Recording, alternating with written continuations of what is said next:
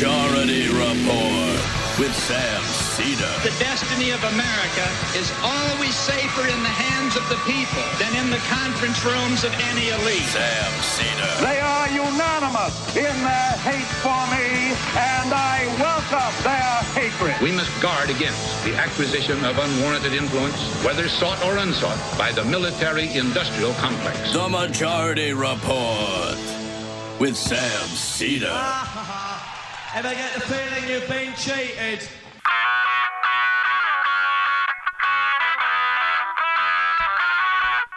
It is Monday, November 4th, 2019. My name is Sam Seder. This is the 5-time award-winning Majority Report. We are broadcasting live steps from the industrially ravaged Gowanus Canal in the heartland of America, downtown Brooklyn, USA. On the program today, Professor of Political Science at Brooklyn College and the CUNY Graduate Center, Corey Robin, will be here on the Enigma of Clarence Thomas. Also on the program today, all 4 White House officials scheduled for deposition today failed to show up. Meanwhile, Trump loses his tax handover appeal, and either he gives his taxes up or it heads to SCOTUS. Nancy Pelosi jumps into the 2020 primary, says she will stop any progressive agenda. DOA in the House, ladies and gentlemen. And bye-bye, Beto. Aww. Yeah. What are you going to do? So excited to be going home and overseeing my parents' parking lot empire. Trump hinting at a government shutdown to slow the impeachment roll. And that same Trump administration rolling back corporate tax avoidance inversion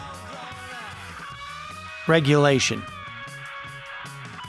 And despite the national trend, unemployment climbs in 2020 swing states. Gavin Newsom now threatening a PG&E takeover. And Trump threatens to stop the California wildfire funding. Yeah.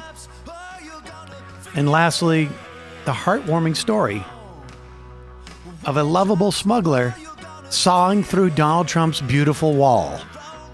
All this and more on today's Majority Report. Yes, ladies and gentlemen, welcome. I'm having a little bit of a voice issue. I don't feel bad. I think you sound fine. Maybe it just sounds weird to me. Husky. No, there's a little bit of There's a little bit of I mean, if anything, it's better. Yes, it's more Good. sultry. It's more Barry White, Jew White. I was going to say, instead of the fun half today, we'll be doing some smooth jazz at 1 p.m. Gonna do some scatting. There you go. I'm not going to do the scatting. I'm just gonna cue up the smooth jazz albums. Welcome. Just a reminder, the AM Quickie is out and available to you. It is 5 minutes, gives you all the top headlines of the day. It is published almost every day before 8:30 a.m. Eastern. And it's available on all of your podcast servers, as well as the Majority Report app, which is available at majorityapp.com. If you haven't updated it, update it, folks. The app it's crushing it right now. And people are loving it. And the AMQ, as we like to call it, or the AM Quickie is on there. And of course, you can get the live show, the YouTube show, the podcast, the member show, all of it. All of it's there, majorityapp.com, or go directly and get the AM Quickie at amquickie.com. Check it out. You will enjoy it. I sincerely hope. And also, just a reminder, this show relies on its members. to exist. You can become a member at jointhemajority.com. For those of you who have sent emails looking for help with a Majority Report membership, just give us a little more time and we will be in touch. So let's jump right in here so that we can get to Corey. Interesting story about Clarence Thomas. Really fascinating stuff. But let's start with the impeachment stuff. Now, just a couple of things, and I don't know about this, but starting to hear rumors about, or I guess rumors about questions that are happening in the Democratic caucus as to whether they should expand the impeachment inquiry. And, you know, I think my thinking about this has evolved a bit insofar as I see the value of taking or sending to the Senate articles of impeachment in time for that to force them to take a vote before the primaries. Now, I have a feeling McConnell will slow walk it if they actually are going to have a vote until after the primaries so that he can release some Republican senators. Now, the fly in the ointment is, of course, Donald Trump and his ego. We discussed this with Digby on Friday. I don't know if Donald Trump will allow for Susan Collins, say, or, Cory Gardner, Joni Ernst, Tom Tillis, to vote for impeachment. This would be after the deadline is passed for a primary challenge, so that they could have some latitude in their re-election campaigns. Donald Trump may not abide by that, but that might be the attempt that they're going after. And I've heard that there are other whistleblowers in different sectors that have to do with different things. So I don't know. None of this is substantiated, so I'm not going to get into any details. But here is the minority leader, Kevin McCarthy, on one of the Sunday shows. I guess this is what Face the Nation. Face the Nation with Margaret Brennan. And they are trying to essentially squeeze all of the juice they can out of the beginnings of this basically presentation by the Democrats, right? We have been in a phase, and we remain in a phase, where there are private depositions being taken. So there is no transparency at this point, as one would expect in the early stages of an investigation. Soon, the Democrats will move it into the public aspects of this investigation and will make the case to the American public and ostensibly to different members of the House, and they will vote on it. They're trying to squeeze as much juice as they can out of this because Kevin McCarthy knows a lot of this stuff is going to be made public soon, and the case is going to be there. But what they're trying to do is exactly what Bill Barr did with the Mueller testimony, the report. That is, spin it in such a way, get an idea of what they're going to hear already in the minds of Americans. First impressions do make a big difference. Here's Kevin McCarthy trying to do that right now and talking in very dramatic terms. What you're asking. You're going to change the course, the very fabric of democracy today, based upon someone wrote a written question of somebody that wasn't even on the phone call, that had hearsay, even though we all know what the transcript said? Well, Mike Pence would become president. Really it wouldn't undo the election results.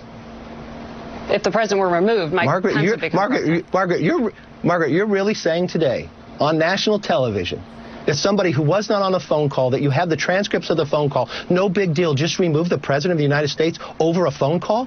No, I'm just saying that it wouldn't undo the election. It would put the vice president in the commander-in-chief spot. No. President Trump was duly elected as the president of the United States. Pause it. I mean, the funny part is here, what Margaret Brennan really meant to say was, how does it undermine the fabric of democracy when impeachment is explicitly laid out in the Constitution? How does that undermine our democracy when it is like of all the things that we see on a daily basis? It's a statutory part of our democracy. It's not even statute. It's a constitutional part of our democracy. Undermining part of our democracy. Yeah, the part that he likes. Good. President of the United States. And I think democracy is too precious to think that somebody who's not on a phone call, that cannot stand before the American public and answer the questions, that somehow we would change the course of that. And we're 1 year away from today. What are they so afraid of? What do they have to hide? Why wouldn't they release one item? If you are a jury member, you have to look at all the information. You don't just get the prosecutor to give you one line from an opening statement. You get cross-examinations. You get a due process. None of that is happening here today. We have never gone down this in America, and we should stand up and not allow this ever to happen. All right. Well, we have some questions you just laid out there to put to Majority Leader Steny Hoyer. Thank you for joining us there from New York. Good morning to you. Good morning, Margaret.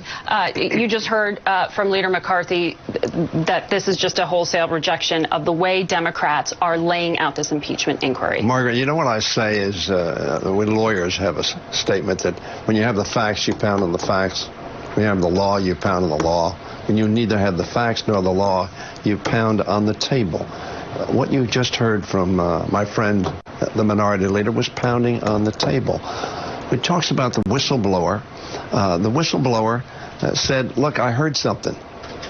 Then people investigated what he heard. And the problem that Kevin has and the Republicans have is witness after witness after witness says, yes, I was there, I listened, those are the facts. That's what's critical in any trial. You wouldn't call the whistleblower. What you call is the people who are actually there, which is... Yeah, and that's basically what's happening. And all of this stuff about the cross-examination, all that's going to happen. I mean, it's basically like someone waiting for a trial complaining that none of the elements of the trial are happening because the trial hasn't started yet. This is the only time they're going to be able to do this. And then it's going to be they're going to try and smear. But there seems to be so many different people who have information that they almost can't get the toehold in for the smearing campaign that they want. So this should be interesting and will be happening shortly. May I just say very briefly, thank you, Steny Hoyer. Well done. And look up Michaela Wilkes as challenger. Indeed. Yes.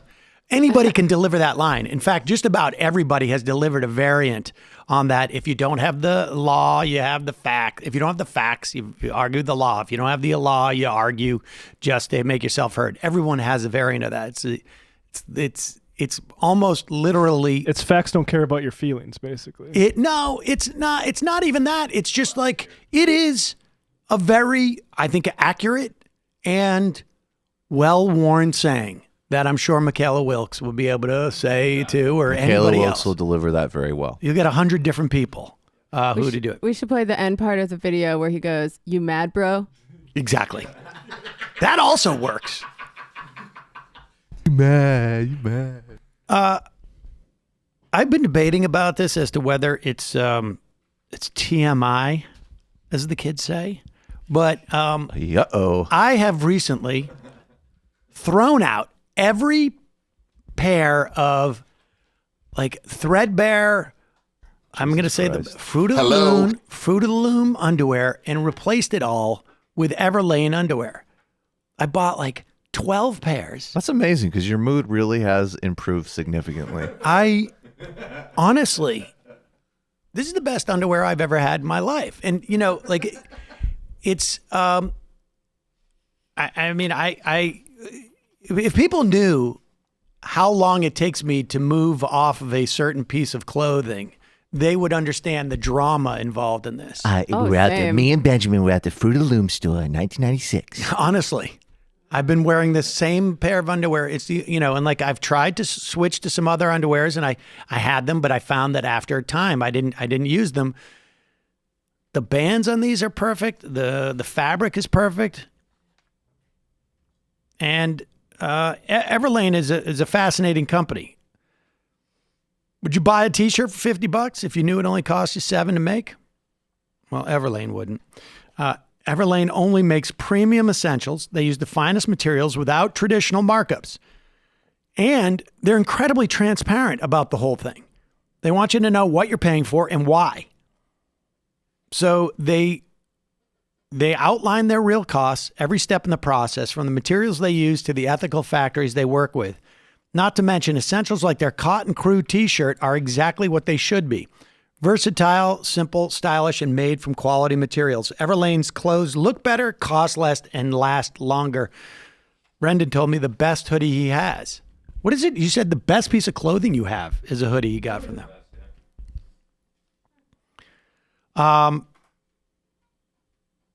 Now they have 100% grade A cashmere clothing. They have the quality cotton basics.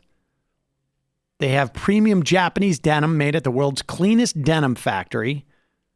They have Italian-made leather shoes. They have perfectly fitted Oxford shirts.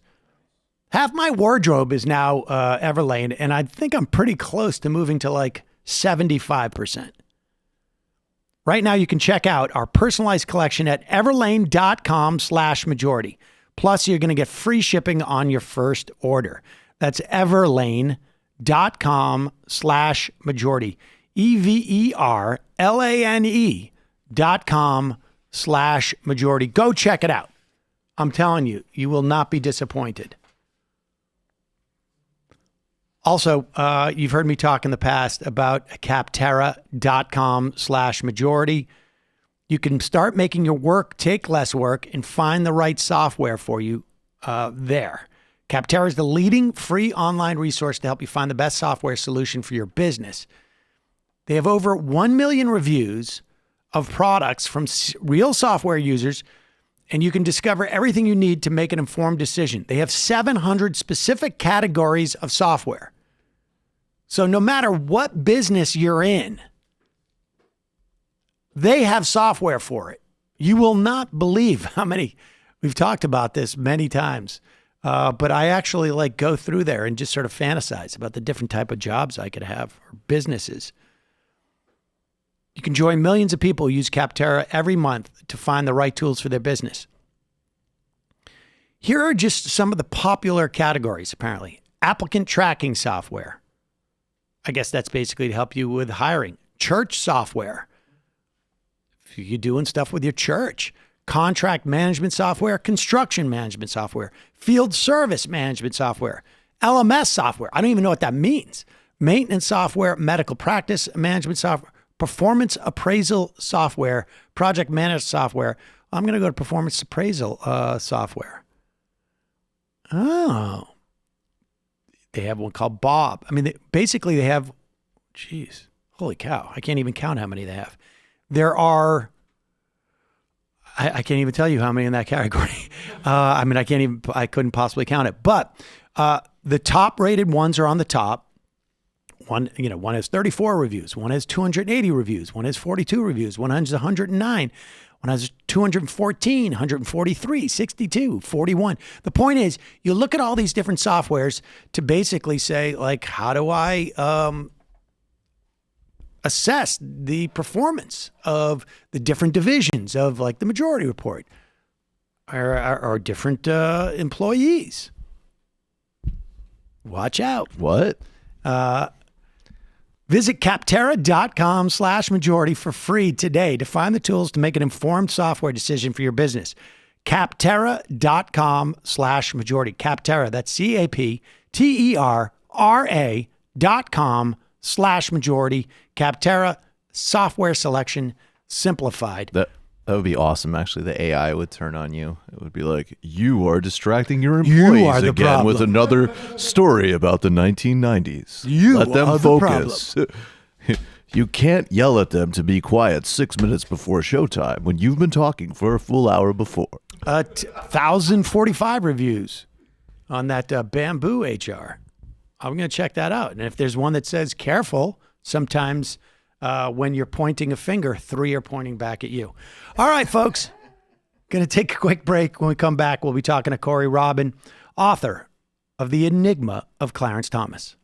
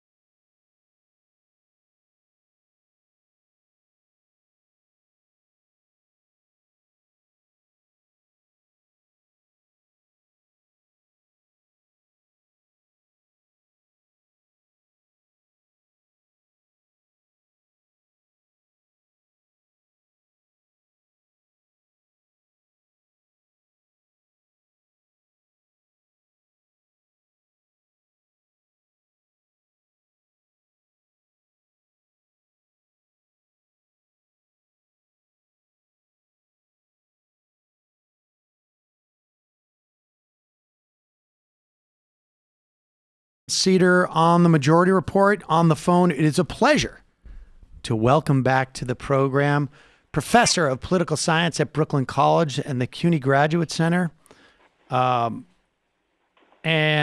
author of his latest, The Enigma of Clarence Thomas, Corey Robin. Welcome back to the program.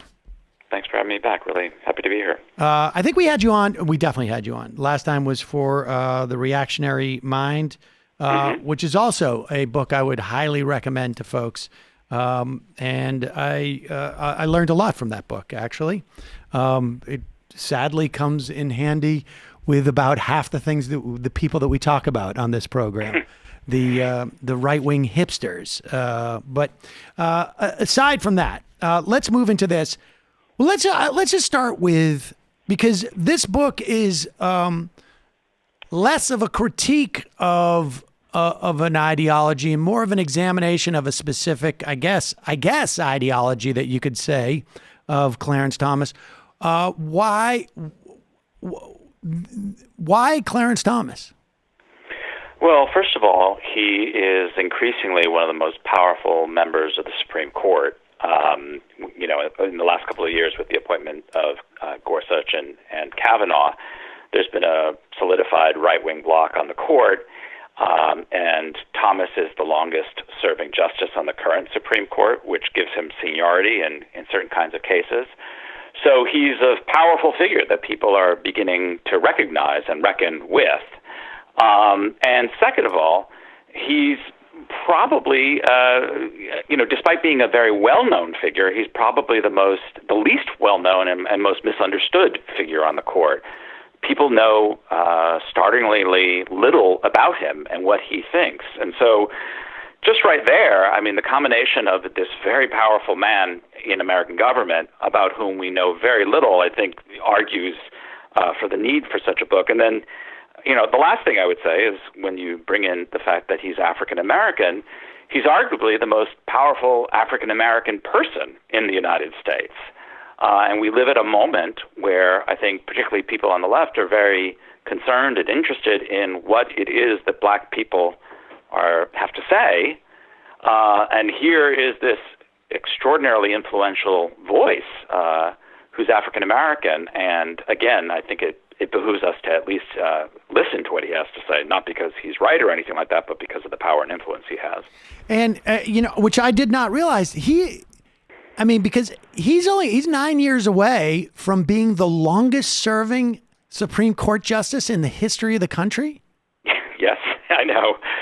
When I did those numbers, it sort of, I had the same kind of reaction. Yeah, he was appointed very young, and he's only 71 now. And, Ruth Bader Ginsburg and Justice Stephen Breyer are both well into their 80s. So, Thomas, Anthony Kennedy was, I think, 80, 81 when he retired. So Thomas doesn't have that long to hold on before he really will become the longest-serving justice in American history. And we should say too that on paper at least, or I'm trying to narrowly slice this. In some ways, he's the model of what we're going to get, and maybe this is something that we should talk about at the end of our talk here today. But when we look at all of the appointees over the past two Republican administrations, and this one, this is the model, right? We're not used to getting, or I don't know how to articulate this, but it's atypical to have justices appointed in their 40s. Right. And have them be on the court for 40 some odd years. Yeah. No, this has been, in some ways, this has been the plan of the right for some time. And yeah, he's the archetype. He's the prototype. And the fact that he's, only coming into his own now when he still has, a good number of years arguably left in his life, that is something that we should be getting used to. And if nothing else, the five of them, the five very hard right justices on the Supreme Court, that is a permanent lock that no matter what happens in the electoral realm, we will be grappling with for quite some time. And lastly, just so that we get sort of these more material basic things out of the way, I know Clarence Thomas just from basically, obviously, I'm aware of him being a Supreme Court justice all these years, but, a pubic hair on a Coke can. That was sort of, I was in my early 20s, mid 20s, I think, when I first heard those words, and they stuck with me for a long time. The other sort of, I guess, notion I have of Clarence Thomas, comes from a couple of sort of rather incomplete profiles of him, journalistic publications, The New Yorker, where he's just basically renowned for not asking questions. And the implication has been also he's checked out and he's not that active, but he's written a tremendous amount of decisions. Just give us some of those numbers so that we can sort of dispel with some of these myths. Yeah, so he's written over 700 opinions. Not all of them by any stretch were decisions because he was, dissenting. But yeah, he's written over 700 opinions, often in any given year. And I'm sorry if you just mentioned this, my cat was meowing really loudly, so I couldn't hear everything. But often in a year, he writes the most on average of any Supreme Court justice. They're very lengthy opinions. And they, were often and continue to be quite extreme. But what we've seen over the years is that they lay down a marker of a very hard right position that initially very few people will join, if anybody. But with time, people on the court slowly start coming around to it. Just to give a quick example, Thomas, the Heller decision, the gun rights decision, which declared that the Second Amendment, the right to bear arms, is an individual personal right, which came out in 2008, that was a Justice Scalia decision. But Thomas was the first one in the late 1990s on the modern court to suggest that this is how the Second Amendment ought to be interpreted. And it didn't get much attention at the time, except amongst, insiders. But of course, that provides the roadmap. And I think we can see this on a number of other issues as well. So it's not just the volume of his opinions, it's that they tend to be a kind of the pace setter for what is to come down the road. And I've after I guess in the wake of reading your book, my sense of him not speaking during the oral arguments, I don't know. I guess I may be imposing this a little bit, but I see that as consistent with his fatalism about race on some level. There's a certain, I think you called it, Gosh, I can't. Futilitarian. But let's wait to get there because I don't want to get ahead of myself. This is the interesting thing part, or it starts with, and you break down sort of there's three aspects, I guess, to the man or to the not so much the man, but the Thomasian thought, I guess, is built on race, capitalism, and constitution. And you look at his intellectual and legal, and I guess his policy or his politics in some ways. Let's start with the intellectual and sort of race. He started out as and has continued, in your estimation, as a black nationalist that started back at Holy Cross. And I knew a lot of guys who went to and women who went to Holy Cross, having been from Worcester. They were not black nationalists.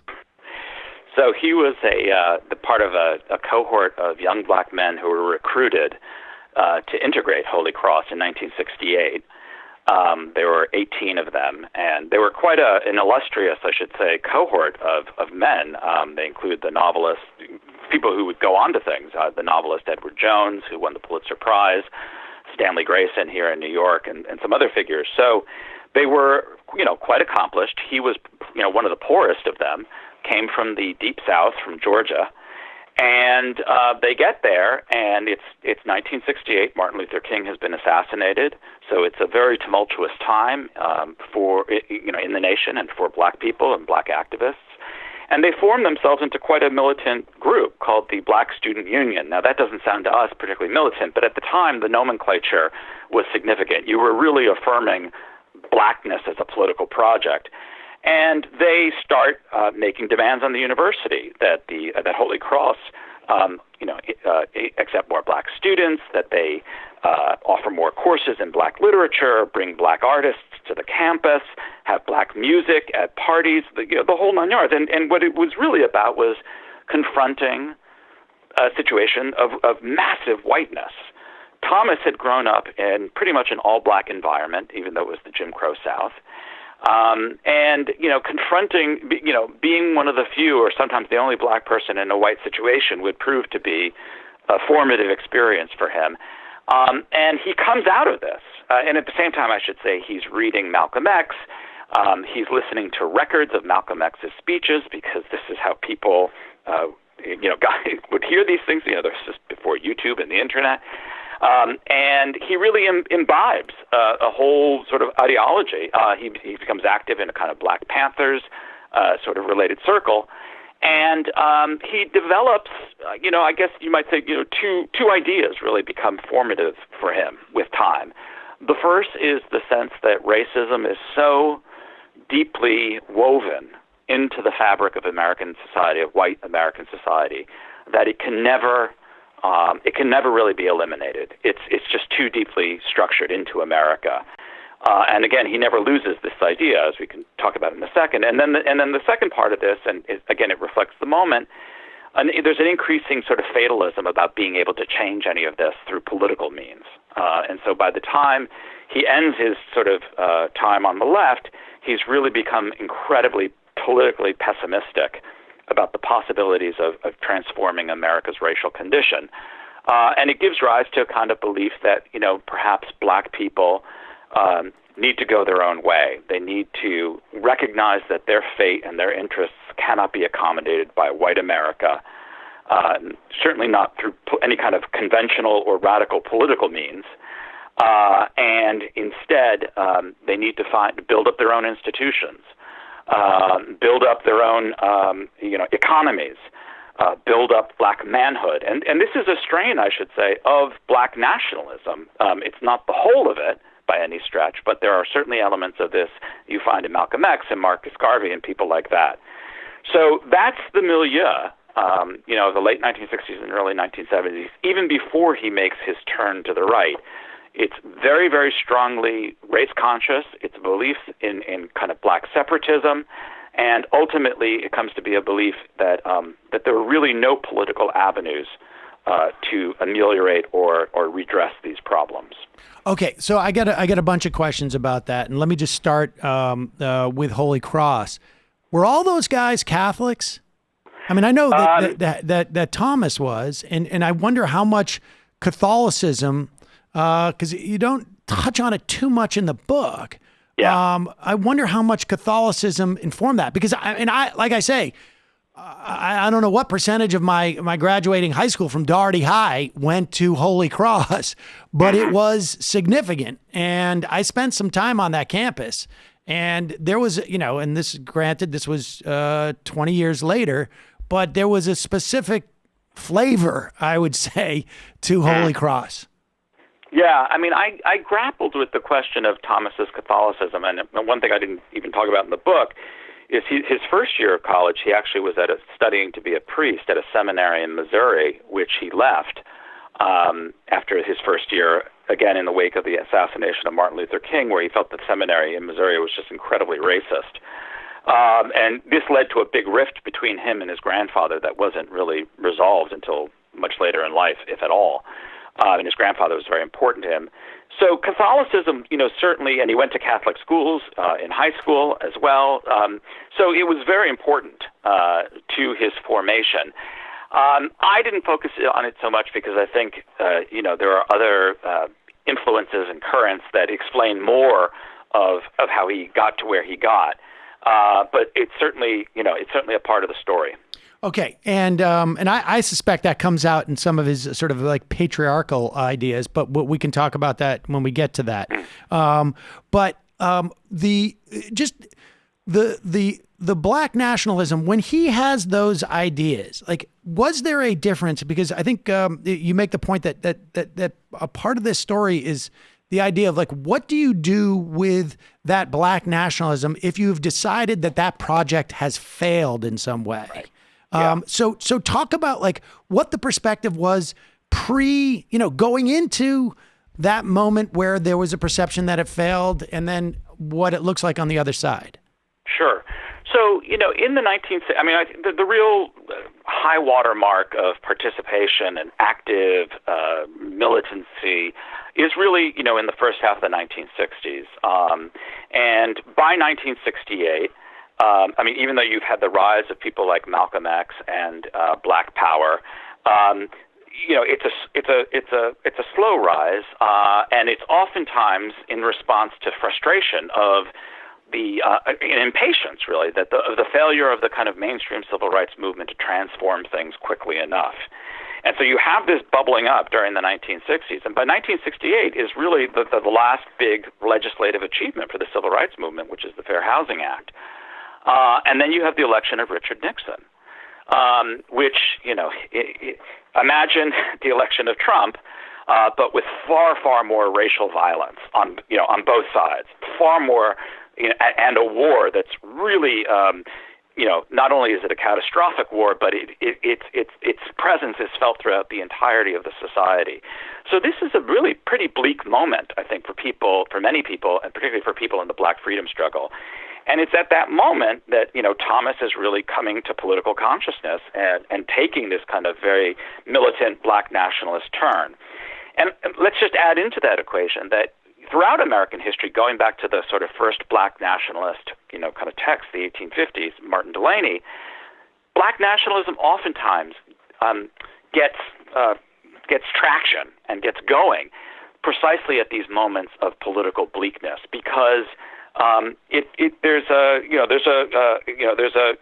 philosophy there, just about the kind of irreducible separateness and apartness of the black nation, of the black people, that unlike other peoples in the United States, their interests and their aspirations just cannot be accommodated. And so this is what propels this kind of separatist, build up the race kind of philosophy. So that's, all in the mix for Thomas. And then, things just start getting worse.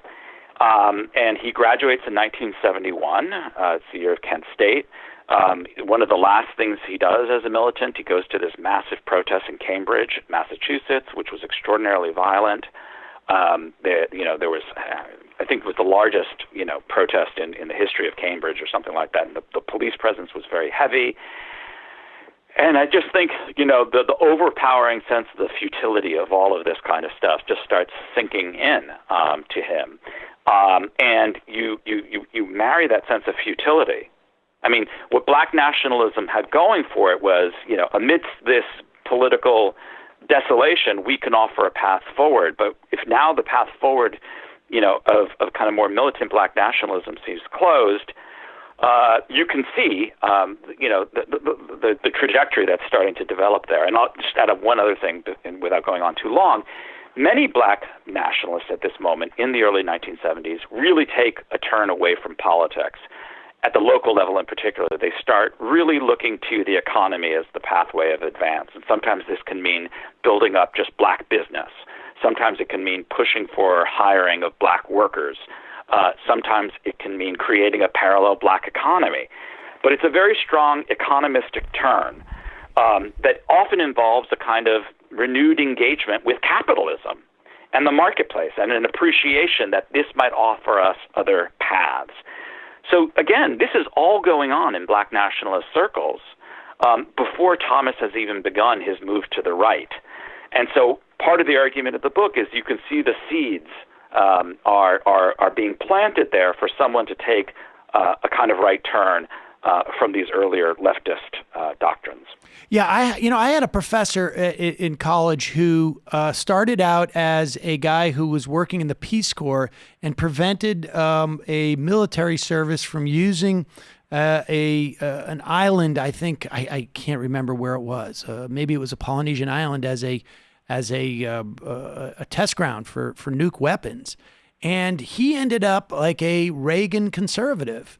And I think part of that was just sort of like he realized he took a tremendous beating after that and had nowhere to go.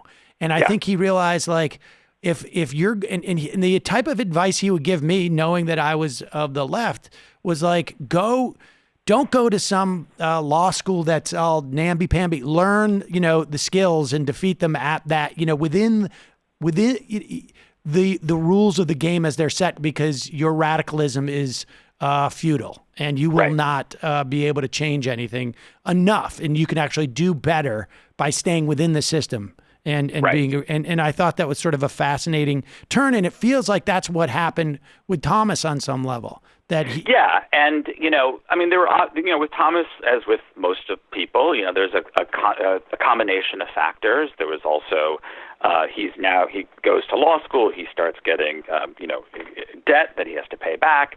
He has a wife and a son. This is from his first marriage. There are all kinds of things that would say maybe militancy is not the path to take. But again, I don't, some people say, aha, you see, this was all pure strategic opportunism. The fact of the matter is that there was an easy path for him to do if that's all that he cared about. He temporarily, for a couple of years, had a job with Monsanto in Missouri, and that was a lucrative corporate gig. And he could have just stayed on that path and done that. But that, he's remains a political person in the sense that he, has a project. I think, the constellation of ideas that he had developed on the left then hitting up against the wall of this defeat with the right-wing backlash and the sort of stalling of the black freedom struggle, I think leads him to think there's got to be a better path, one that is not through the political sphere, but perhaps through kind of more economic modes of development. And that really does set him up for his turn to the right. And I have to say that I think my perception of Thomas was a guy who sort of ignored racism, but it sounds like it's just the opposite on some level. He perceives it as being immutable in the context of the United States. Talk about that sort of racial pessimism, which is, and where it's shared on the left. Yeah. So it's all, not only do you see, what was so interesting to me in doing the research for this book was that previous biographers had noted that Thomas had this past at Holy Cross and in the early 70s at Yale Law School, and then thought it was over and that was it. what was so striking to me was how persistent this belief in the immutability of racism, the intractability of racism is, and that it's all over his jurisprudence. And it comes up in all kinds of corners and circumstances where you would not expect it. But the beliefs are that, well, there's a couple. One is, I think it's an essentially psychological theory of racism. It's not particularly political or economic, and by that I mean he thinks that, white people are racist. He says, how it began, we don't know. How it will ever end, probably we certainly don't know and probably can't see. It almost has no roots at all, and I think he thinks it's part of a kind of an assumption of superiority that white people just have. And so then it gets expressed in two forms, racism. So that's where it comes from. It's a kind of psychological motivation, attitudes. And it gets expressed either in the stigma that gets put onto black people, where they are assumed to be inferior. And there's all kinds of ways in which Thomas traces this out. Or it comes out in the form of unconscious biases, when white people think of themselves as anti-racist or non-racist, but nevertheless their language, their claims, their beliefs, their statements always betrays the unconscious racism that's there. And what's amazing is that, both of those ideas, stigma and unconscious bias, are pretty much the cornerstones of the contemporary social psychology of race in academia. So Thomas is, what makes him a kind of peculiar figure and difficult to get your head around is he really accepts, I think, some basic left-wing, or liberal, I should say, or liberal and left-wing, it depends, ideas about racism, how deeply rooted it is, that it has this kind of very deep psychic source, all the rest of it, but does not think the standard left-wing or liberal ideas follow from that. And so what you're left with is a very deep racial pessimism that is kind of the structuring core. I mean, as you said, the book begins with race and then goes to capitalism and then goes to Constitution. Race is the bedrock of his worldview. And in that sense that it doesn't really have a politics, that it's that it's so deeply rooted in individuals and that we find it in individuals. I do think it reflects kind of larger currents of how we deal with the left. How we deal with race on the left. Very much focused on people's individual biases. We use the phrase structural racism, which used to mean something like, when I was in graduate school, it meant something very different. I think what people mean by it now is, white people are racist. All white people are racists. That's very much similar. That's Thomas's. That's the bedrock of Thomas's belief. But isn't because you say that it's for him, racism is all psychological, and it feels to me that even but you would know better, and maybe I'm just I'm looking at it, my race-colored glasses, I guess, or maybe not looking at this. From a distance. But I do think that people do have a different sense of what structural racism is. I mean, I tend to think that there is an understanding of structural racism, and also even in the liberal left, and certainly in the sort of left of liberal, there is an understanding that on some level, class and a political economy, contributes to this. Does he have? Is his notion of race completely divorced from that in terms of its origins? Absolutely, yeah. I mean, he doesn't really have an account of origins. I'm sure if you were to press him, he'd see he was caught up in the history of slavery. But like many people, I think he would probably think that racism preceded slavery and inspired slavery, as opposed to emerging out of slavery. So he doesn't have a very materialistic understanding at all. There is no political economy. It's very much a social psychological theory of race. And I do think that is pretty common amongst a lot of liberals. I mean, I was really, just as sort of a side note, but I was struck this past weekend, there was a bit of a fight between Elizabeth Warren and her critics, her kind of more mainstream Democratic critics, because she had compared the struggle for Medicare for all to the struggle for women's suffrage and the civil rights movement and even the abolition of slavery. And I think it was Carol Moseley Braun said, abolition of slavery, that didn't involve raising taxes. It was about getting rid of privilege. And I thought, actually, the abolition of slavery from a material point of view was was far more consequential than a simple raising of taxes. It was a huge dispossession of property. And there was this notion of privilege as if it were somehow apart from material life. And I think that's very common, actually, on the left and amongst liberals, is to see, to look for racism in kind of the speech acts of people, to look for it in the way people treat other people, but not to pay enough attention to, things like healthcare differentials or wealth differentials and things like that. So I don't see it as a race versus class issue. It's more like, do you see the materiality of racism? And again, when I say all this, Thomas is very in sync with all of that. He doesn't really dwell too much on the materiality of racism. It's all the kind of the biases and the speech acts and the way people are treated that really matter. All right. So, and so much it seems of his perception of both capitalism and the Constitution are, it seems to me, a function of that there is an essential quality to racism that can never go away, because it's almost to the extent that it's structural, it is almost like structural in the way that it's neurological. And that it is a permanent feature of people who are Caucasian, and others, and it's always going to be with us. And so how do we, and so his project, as you call it, is still informed by that reality, or his reality that racism is a permanent fixture in this country. So then it becomes basically anytime the government attempts to deal with race, it's worse for black people. Yes. All right. Because now we're getting into the sort of the realm where people may recognize a little bit like black people are in some way like the hammock has turned into a, like a, what is it? The safety net has become like a sticky hammock in some way or something.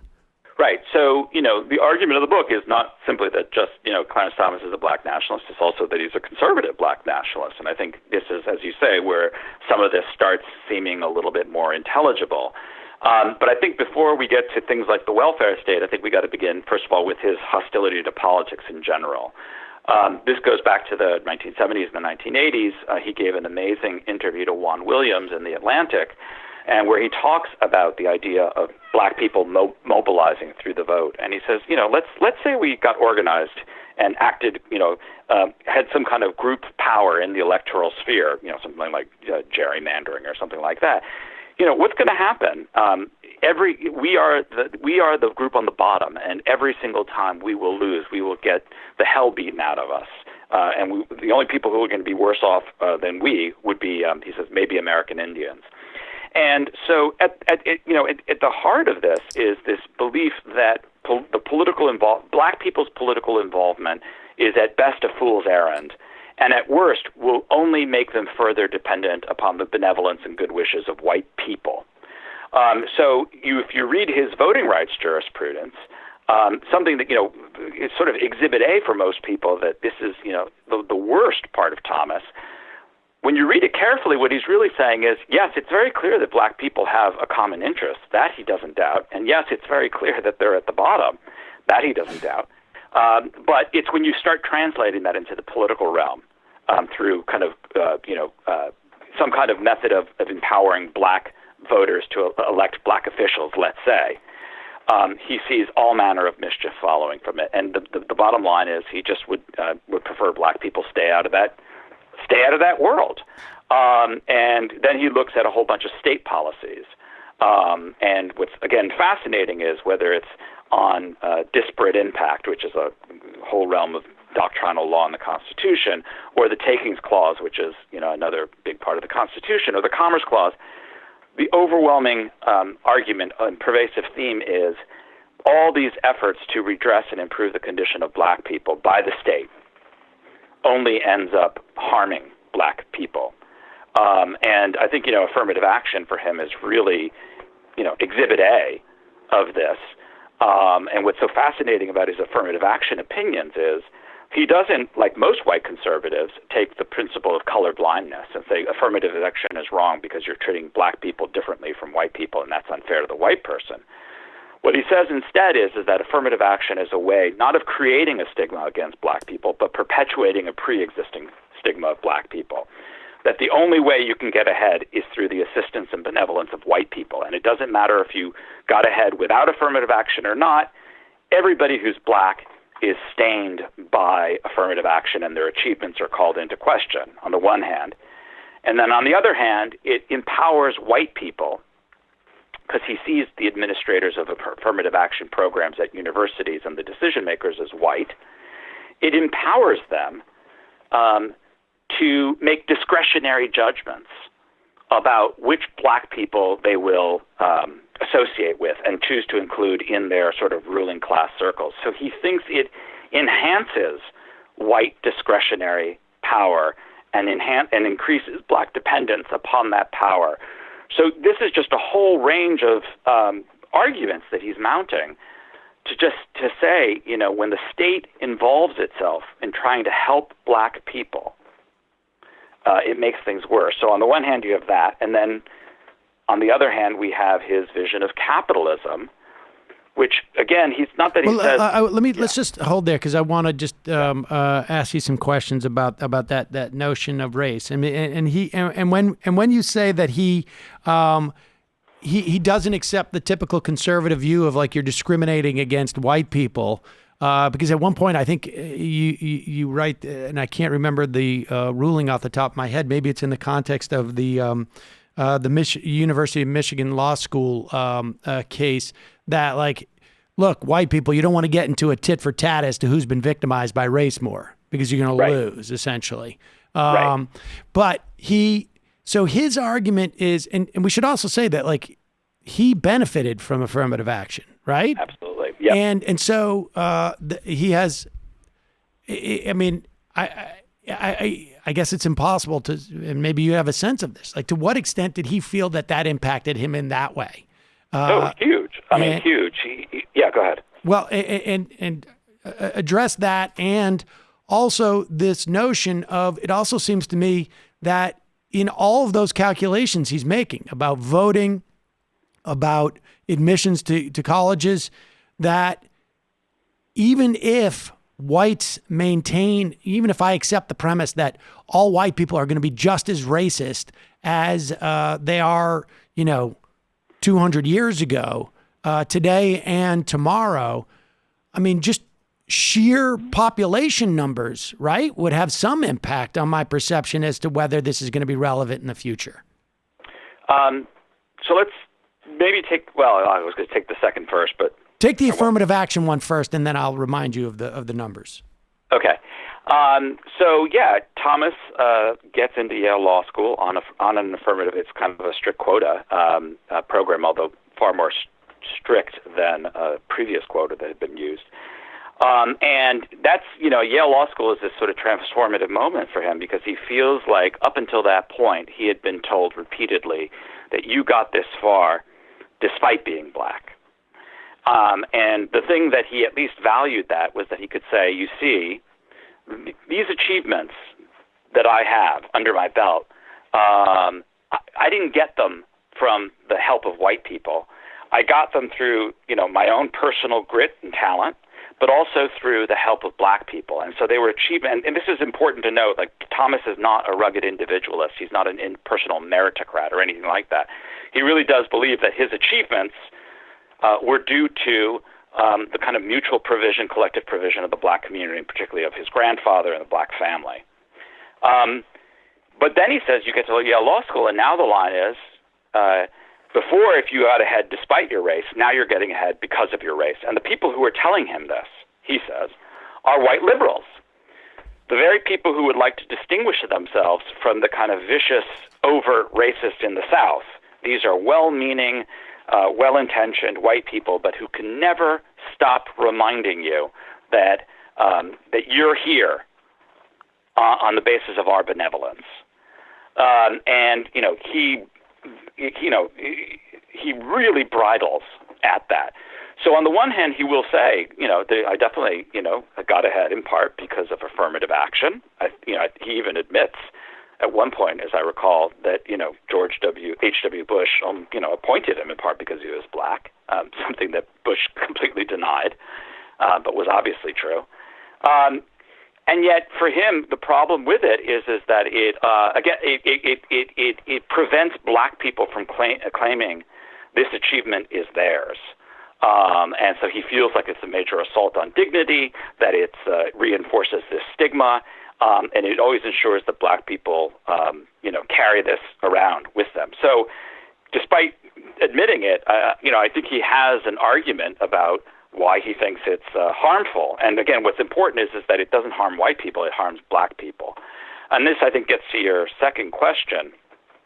Won't white people's views? I think Thomas would say no. And in his own experience would be Exhibit A that he trot out for that it didn't change. The fact that he was there around all these white people hasn't changed their perception of the black community. And again, I think the other point, and this gets back to the separatism, he has said in some of his opinions, black students will do better when they're by themselves, apart from white people. They will learn more, they will take more pride in their achievements, they will get further. So he's, sort of supported HBCUs in one opinion, and has really called into question whether or not integrating and diversifying institutions does much to benefit black people. He thinks white people are benefited from it, not because they become more knowledgeable about black people, but because they get to style themselves as sophisticated and cosmopolitan. And, look, here's me with all my diverse friends. And he uses the word racial aesthetic over and over and over again. And he thinks white people have a racial aesthetic that calls for black faces at the table. But it's not really about establishing any kind of, knowledge or interaction in any real sense. So now, and I guess what I was saying about the numbers was not that the presence of, of black people amongst white people in any type of numbers is going to change the perspective of white people. I'm just stipulating his notion that it's immutable, this perspective. But I'm just saying sheer numbers. Like at one point, the trajectory of our population is going to be, at the very least, that white people are not going to be the dominant in terms of numbers. I see what you mean. I think that. Yeah, go ahead. Well, and I have to say, the fact, I think that there is certainly some merit to the perspective of affirmative action it can be used against you as a black person. I raise it in the context of this this conversation. Right. That's in part some evidence towards his assertion. I don't think it has the same implications, and I want to talk about sort of the psychology involved in all of this, right? Relative to it informing Supreme Court decisions from a guy who's sort of supposedly a strict constructionist. But right. but just what about that notion of sheer numbers? In sheer numbers. Yeah, that's a good question. I don't know if he ever really considers it explicitly. I think if I were to guess an answer, and this is me speculating, I think he would say, remember, he's a black nationalist. That's where he comes from, and politically, intellectually, and stuff.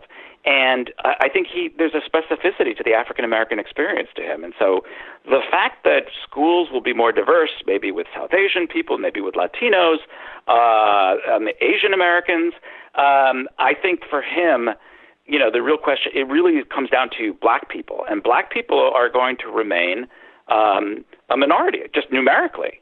And this is, what he has come back to so the combination of the kind of low social status and the history of racism and all the rest of it, plus just the numerical fact of being, 11% of the population, I think he sees African Americans as kind of an exceptional minority.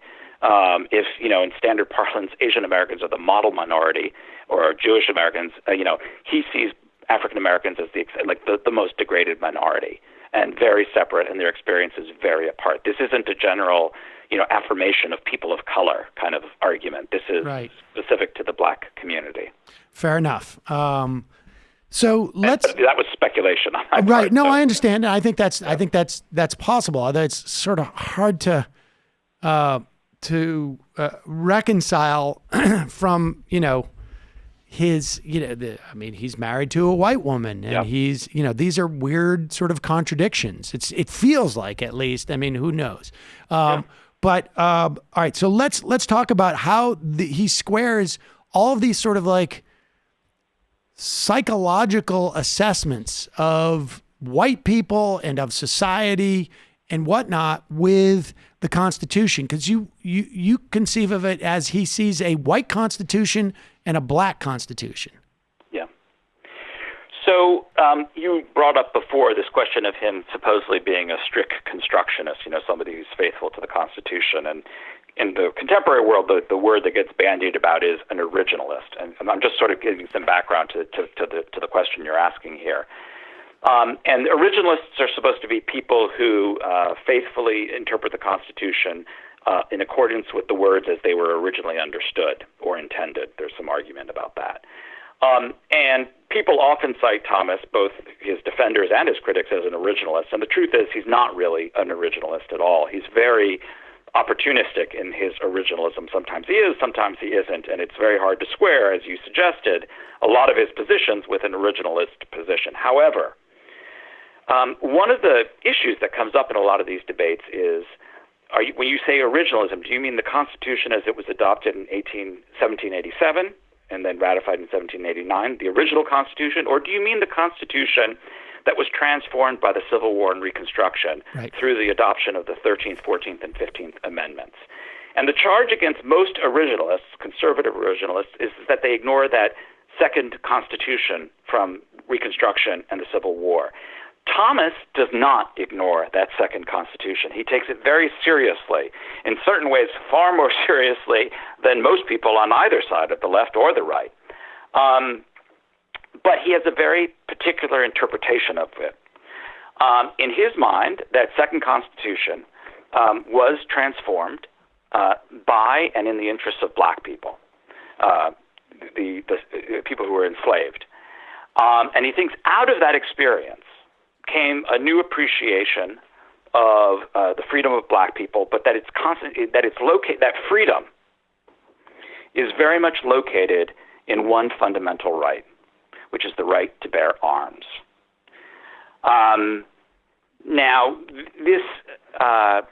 there's a long tradition on the black left and in black nationalism of championing the right to bear arms for black people. And Thomas oftentimes channels that tradition, particularly in his opinions. McDonald versus Chicago, which was in 2010, was a classic of this. And he rereads the whole history of the Second Amendment, not as the story of white colonial militias mustering against the British, not as the story of white homeowners in the suburbs protecting themselves from black criminals, all the stereotypes we think of, but instead as the story of black people terrorized by white people, first by the slaveholders and then by white supremacists, and wanting to arm themselves and desperately needing to. And that this is a right that's fundamental not just to the black community, but also to black masculinity. All right. So let me just back up. So to give people who may not sort of be terribly familiar with Reconstruction to just sort of like place this. And we should also say that his contemporaries while I don't know if it was exactly when he was at Holy Cross, but certainly around that time, were in California basically causing Ronald Reagan to start gun control because they were showing up at city council meetings with shotguns. Yeah, I mean, it's the Black Panther Party platform is, one of, I can't remember, is about black arms and the right to bear arms and so forth. So it's, it's very central. And we should say, though, that, I mean, this is the thing I can't quite get my head around, or I guess maybe I can in some way. Like when we talk about and I don't know that we've really introduced this concept too much on this show, but about that second Constitution with the addition of the 13th and 14th Amendment, everything that's happening in Reconstruction and the ambitions that lie there, and then basically the beginning of the end of Reconstruction, which was a function of the Colfax massacre, where basically, we don't know exactly how many, but like, I don't know, 150, 200 black people were killed by essentially the KKK as they do pushback on the ascendance of black power in Reconstruction. And I guess the argument in his mind is, had they availed themselves of the Second Amendment, this would have, the gains in Reconstruction would have been maintained. Is that it? Because you also he looks back on Jim Crow as an era where it is, sort of some type of model for okay, but take it from there. I just wanted to provide that background. So, and the importance of the Colfax massacre is that it produces this Supreme Court decision that's about the Second Amendment, Cruikshank, United States versus Cruikshank, United States versus Cruikshank, or Cruikshank versus the United States, and the question is whether or not the Second Amendment applies to the states, and this is from the 1870s, and the court says no, it doesn't. It's a federal right, and this is viewed oftentimes as the kind of one of the beginnings, or one of many setbacks for Reconstruction. So Thomas is not being all that peculiar there in arguing that the right to arm black people and for black people to protect themselves was considered one of the critical rights, and that for black freedom, and that when it was taken away, it helped sow the seeds of this major backlash. I don't think Thomas would go, and here we come to the second part of your question, I don't think he would go so far as to say, Reconstruction could have lasted, because it doesn't fit with his pessimism. I think and this gets into this question of black masculinity and black dignity. I think he sees black people being able to defend themselves, not as a vehicle to some kind of transformation towards a multiracial society, but toward the condition for their survival and their dignity apart from white people. It's a way to protect themselves from white marauders and to develop their own institutions apart from white people. And again, it's very focused on black men. He closes his decision in MacDonald with the memory of an older black man, thinking back when he was a young boy, and seeing his father stand in the doorway holding off a white mob with a gun. And Thomas says something like it was an image of salvation or something like that. And that's a very resonant element in the black tradition, this idea of black men arming themselves, not to transform the society. And again, so it's not that Reconstruction could have lasted, but more that they could have at least protected themselves and shepherded themselves to some kind of life apart from white people. And then I think we get into what Jim Crow was for him. That for all the degradations of Jim Crow, the fact that black people could not look to the state for aid and provision meant that they were forced back on themselves. And here his grandfather is a really important model for him. His grandfather raised him. He was a black small business owner in Savannah, and amassed wealth and property. And Thomas says, I owe almost everything to him and that example. And he was very stern and kind of an Old Testament patriarch kind of a figure, and very authoritative. And he said these were the kinds of men who, in the face of the worst degradation from white society and the white state, helped build up the black race, helped build the black people with resources that were internal to them, where they were not dependent and on white people. And that for him is why Jim Crow is kind of in a golden age. And it's an extraordinarily romantic fantasy. I mean, I don't think there's any doubt about this. I don't say it in the book because I prefer to let the text, the words speak for themselves. But it's this is that vision. It also is. I mean, it's one where I think even casual observers of the right today would see that. Like it reminds me immediately of Paul Ryan's, apocryphal story about the black kid who comes to school and would much rather have a brown bag lunch than a lunch provided by the public school because it gives them the dignity and this and that. And it's, it turned out to be like a compilation of a couple of stories that were all fabricated, but nevertheless, that's the same sort of mythology, right? Like this idea of when you're completely stripped of any societal support, that's when you become your real you, if you're a guy. Yes, and this is, I think, people have asked me what's the connection between Thomas and some of the arguments of the reactionary mind, and this was, I said, at the heart of the reactionary mind was this idea that under these conditions of tremendous exigency and adversity and constraint, where there's very little support for you from, and again, for Thomas, this is a particular valence, very little support from you from white people. He doesn't mind getting support from black people, and he, again, we'll talk about his grandfather and the support he got from his grandfather and sometimes his grandmother and other people like that.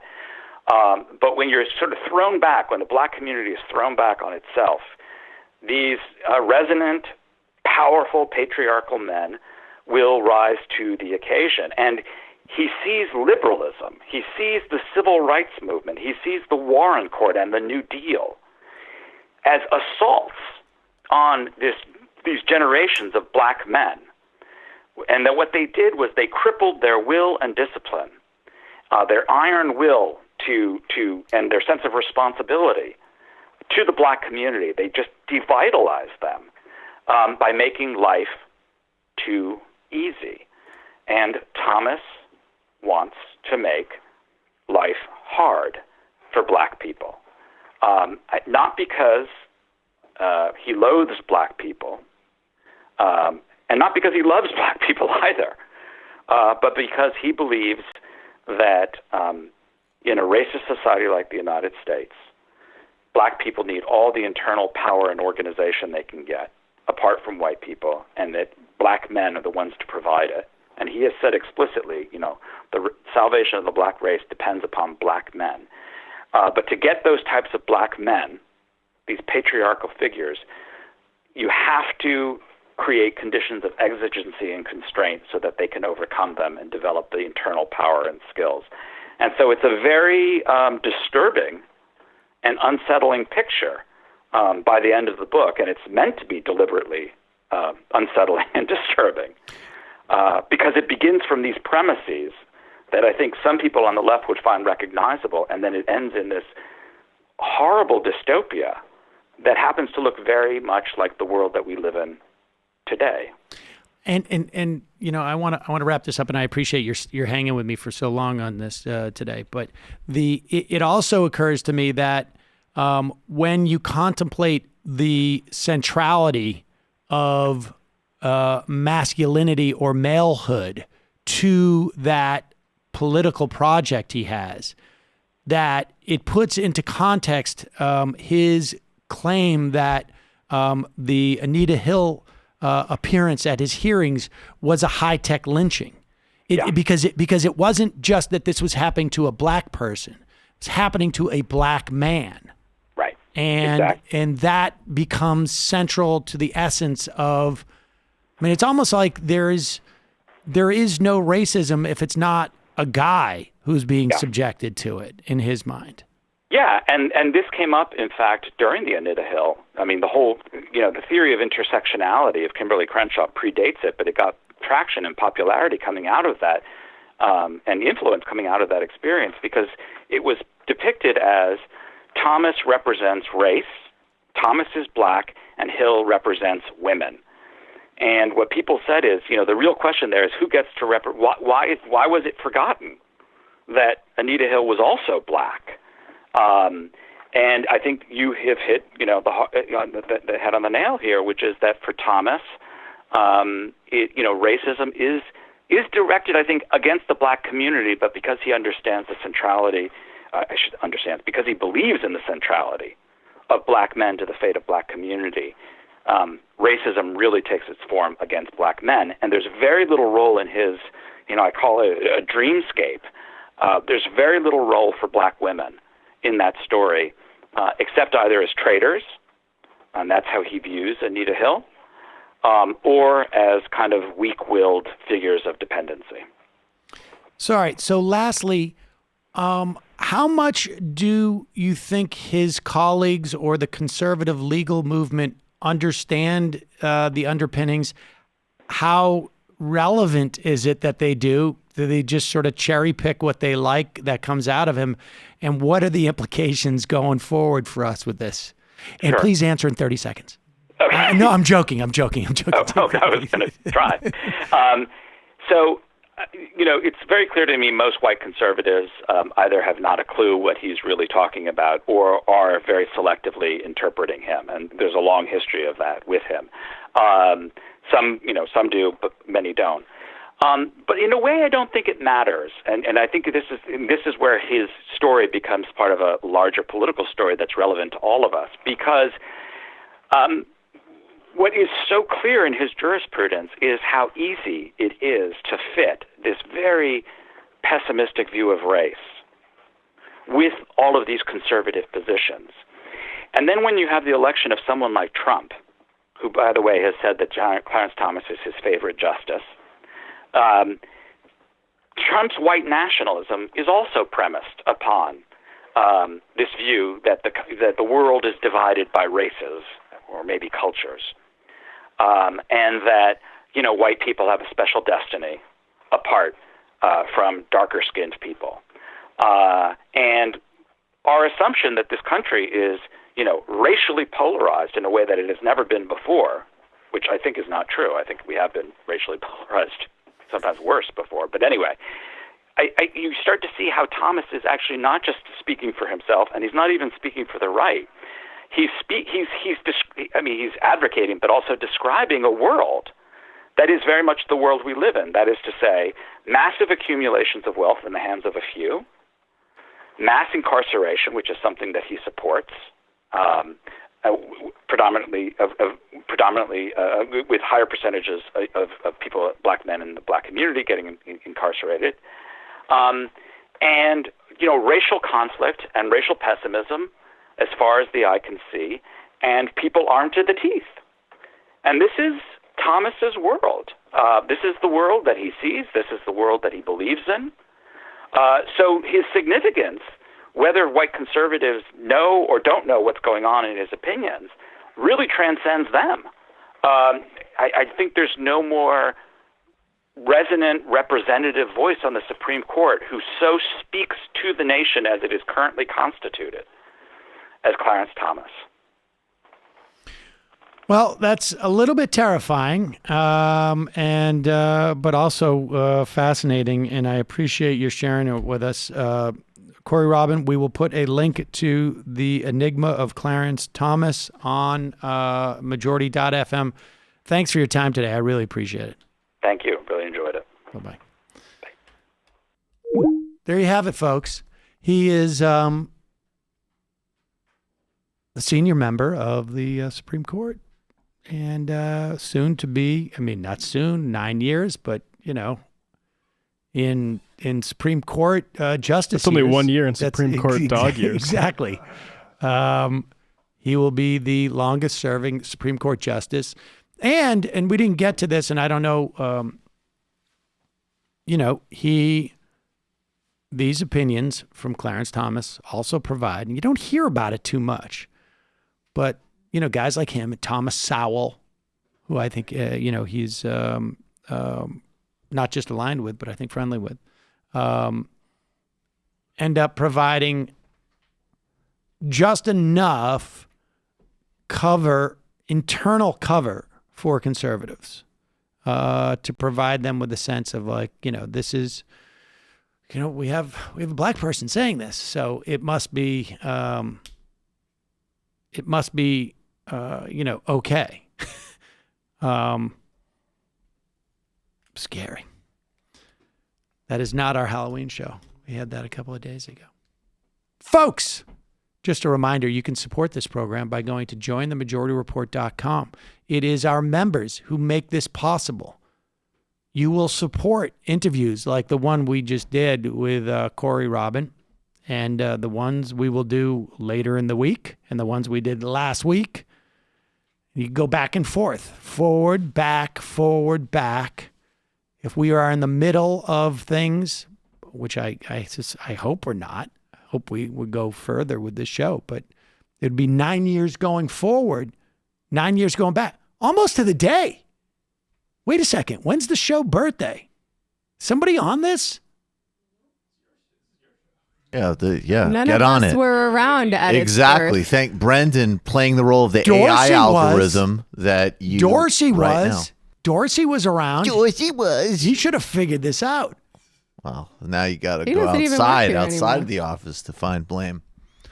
Keep Dorsey. track of your own dates, bro. You know your kids' birthdays, right? No, it took me a long time to remember that, actually.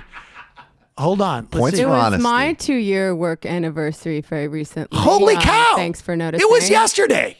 The 9-year anniversary of the show. We launched the show on November 3rd, 2010. Will you look at that? Well, it didn't fall. November 3rd falled on a Sunday. So, that's amazing. And then I think we were all in soft launch at that point. And I don't know when we got to hard launch. That took a long time to we had, I don't know. So there you have it. We've been doing this for 9 years as of yesterday, which I think, how many shows have we done now? Like 2,500 shows? Per Libsyn, this will be 2,212. Yeah, I have a feeling it's a little bit more than that. I don't know if when we started numbering it, but what was it? What? 2,212. It makes me I feel like I'm going to pass out when you say that number. But folks, the reason why we've been able to do 2,000 blah blah blah 12 or whatever it is because of our members, and you can help us do the next 2,000 blah blah blah 12 numbers of shows over the next 9 years by becoming a member at jointhemajorityreport.com. When you do, you get the free show without commercials, and you get extra content. Also, don't forget justcoffee.coop, fair trade coffee, tea, or chocolate. Use the coupon code majority. They have been with us, I think, all 9 years. So check them out. You'll love their coffee. You can get the Majority Report blend. And just a reminder, Capterra is the leading free online resource to help you find the best software solution for your business, with over 1 million reviews from real software users. Discover everything you need to make an informed decision. This is all free, incidentally, at Capterra.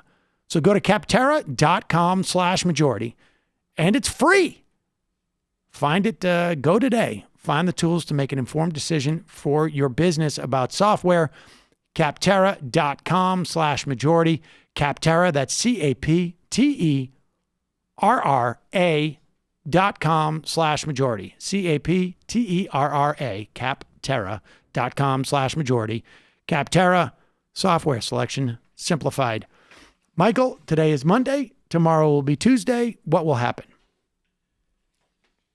What will happen is we will play this interview that I recorded a couple weeks ago, which have been available for patrons, with Adolf Reed Jr. on essentialism, the managerial class, South Africa, this election, many other things. This is one of the most important interviews I've ever done with one of the most important people we have writing today, who actually would shed some interesting light on some of the things that Robin brought up in the context of analyzing Clarence Thomas. Then Abby Martin joins us. She makes her debut talking about her documentary, Gaza Fights for Freedom. And as always, and then actually, I will say Nando Vila is going to come hang out with us in the post game. We're going to be talking about Chinese triads and soccer price fixing, as well as an update on Catalonia. Whole bunch of other things. On Sunday, for patrons, we talked with the Asia Times' Pepe Escobar on a multipolar world and the BRICS as an offensive strategy for giving more power to underdeveloped countries. Patreon.com/TMBS Michael Brooks Show on YouTube. Grab your Philly tickets. Those are only a handful left before November 23rd at World Cafe.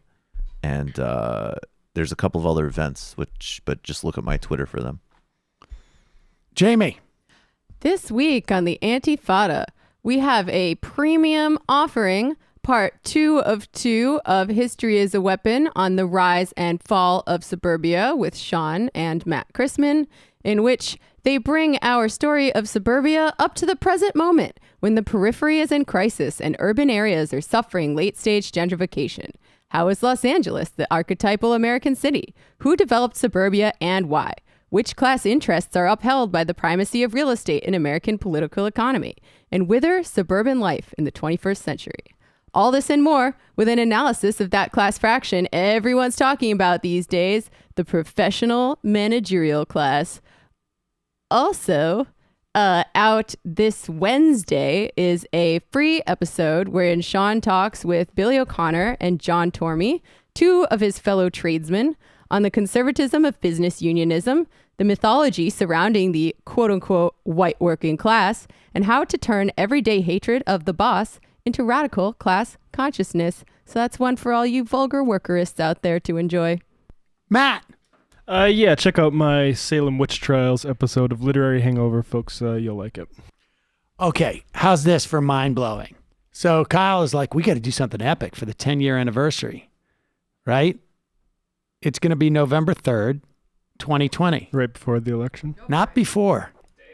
Oh. Day damn. of election. That's so intense. Isn't it? That's crazy. You gotta do a 24-hour show. Shut up, Brendan. Jesus. Don't give him ideas. Look at this. Look at that. That is like, New Jersey views right there. I am not. Everybody's got to work extra hours to get cold so that day. I am not. What if we did Random Rush, but for like 7 hours? Well, it's the you anniversary. couldn't do it for 7 hours. No, you could do a backlog. Oh, that's true. We could do a pre-record. And then maybe you could record a new ad that takes place 10 years after Who's the Caboose to advertise Who's the Caboose. Doing like a whole day. Doing a 12-hour show that day. Like, because from 12 to midnight, right? I mean, it sort of depends on who the 2 candidates are. If it's Joe Biden, if it's Bernie, I'll do it. If it's Biden, I boycott. If it's Joe Biden, I'm going to have a tough time doing that. I'm going to feel like those 10 years may not have been totally worth it. Yeah, exactly. If Biden's the nominee, I want to I don't know. I want to be somewhere warm to watch those results. I just want to be like, let's just hope that senile old man beats the other senile old man. If it's, I'm gonna want some bereavement / hazard pay if it's Biden. If it's Biden and Trump, there's a good chance that on November 4th, this becomes like I don't know what kind of show, like just it's maybe survivalist show or something like that, or I want to say sports, but I don't know if I'm going to want to get into sports at that point. I have a feeling it's going to be video game. I'm just going to go full on Twitch at that point. All right, folks, see you in the fun half.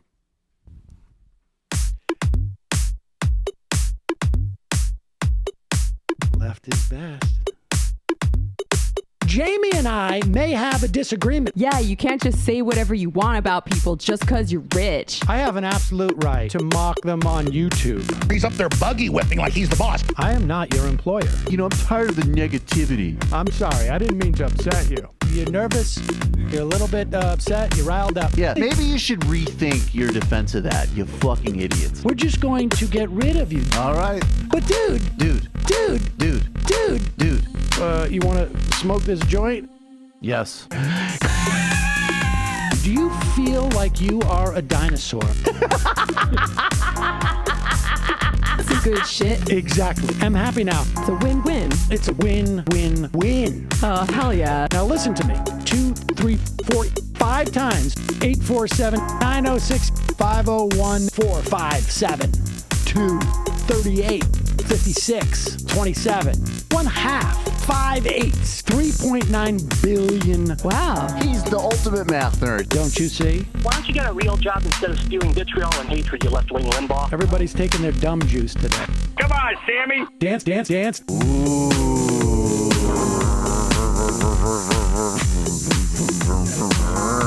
Rand Paul. I had my first post-coital scene with a woman. I'm hoping to add more moves to my repertoire. All I have is the dip and the swirl. Fine, we can double dip. Yes, this is a perfect moment. No.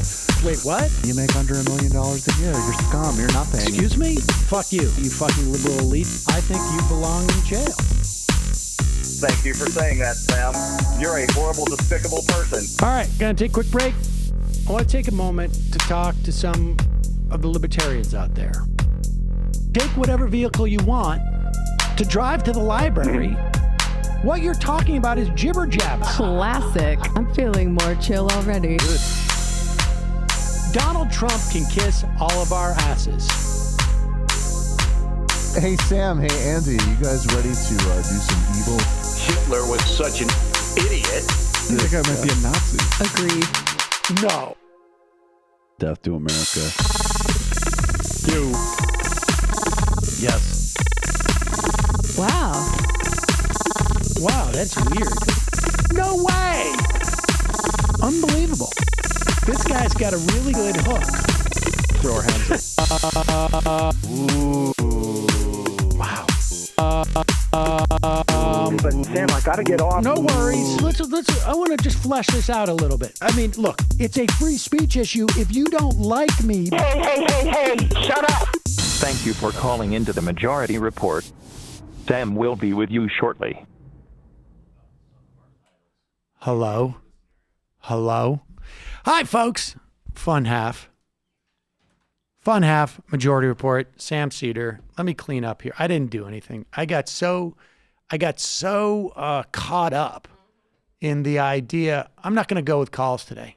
I'm sorry, folks. We're not going to do calls today. We'll do it tomorrow. I'll do IMs today.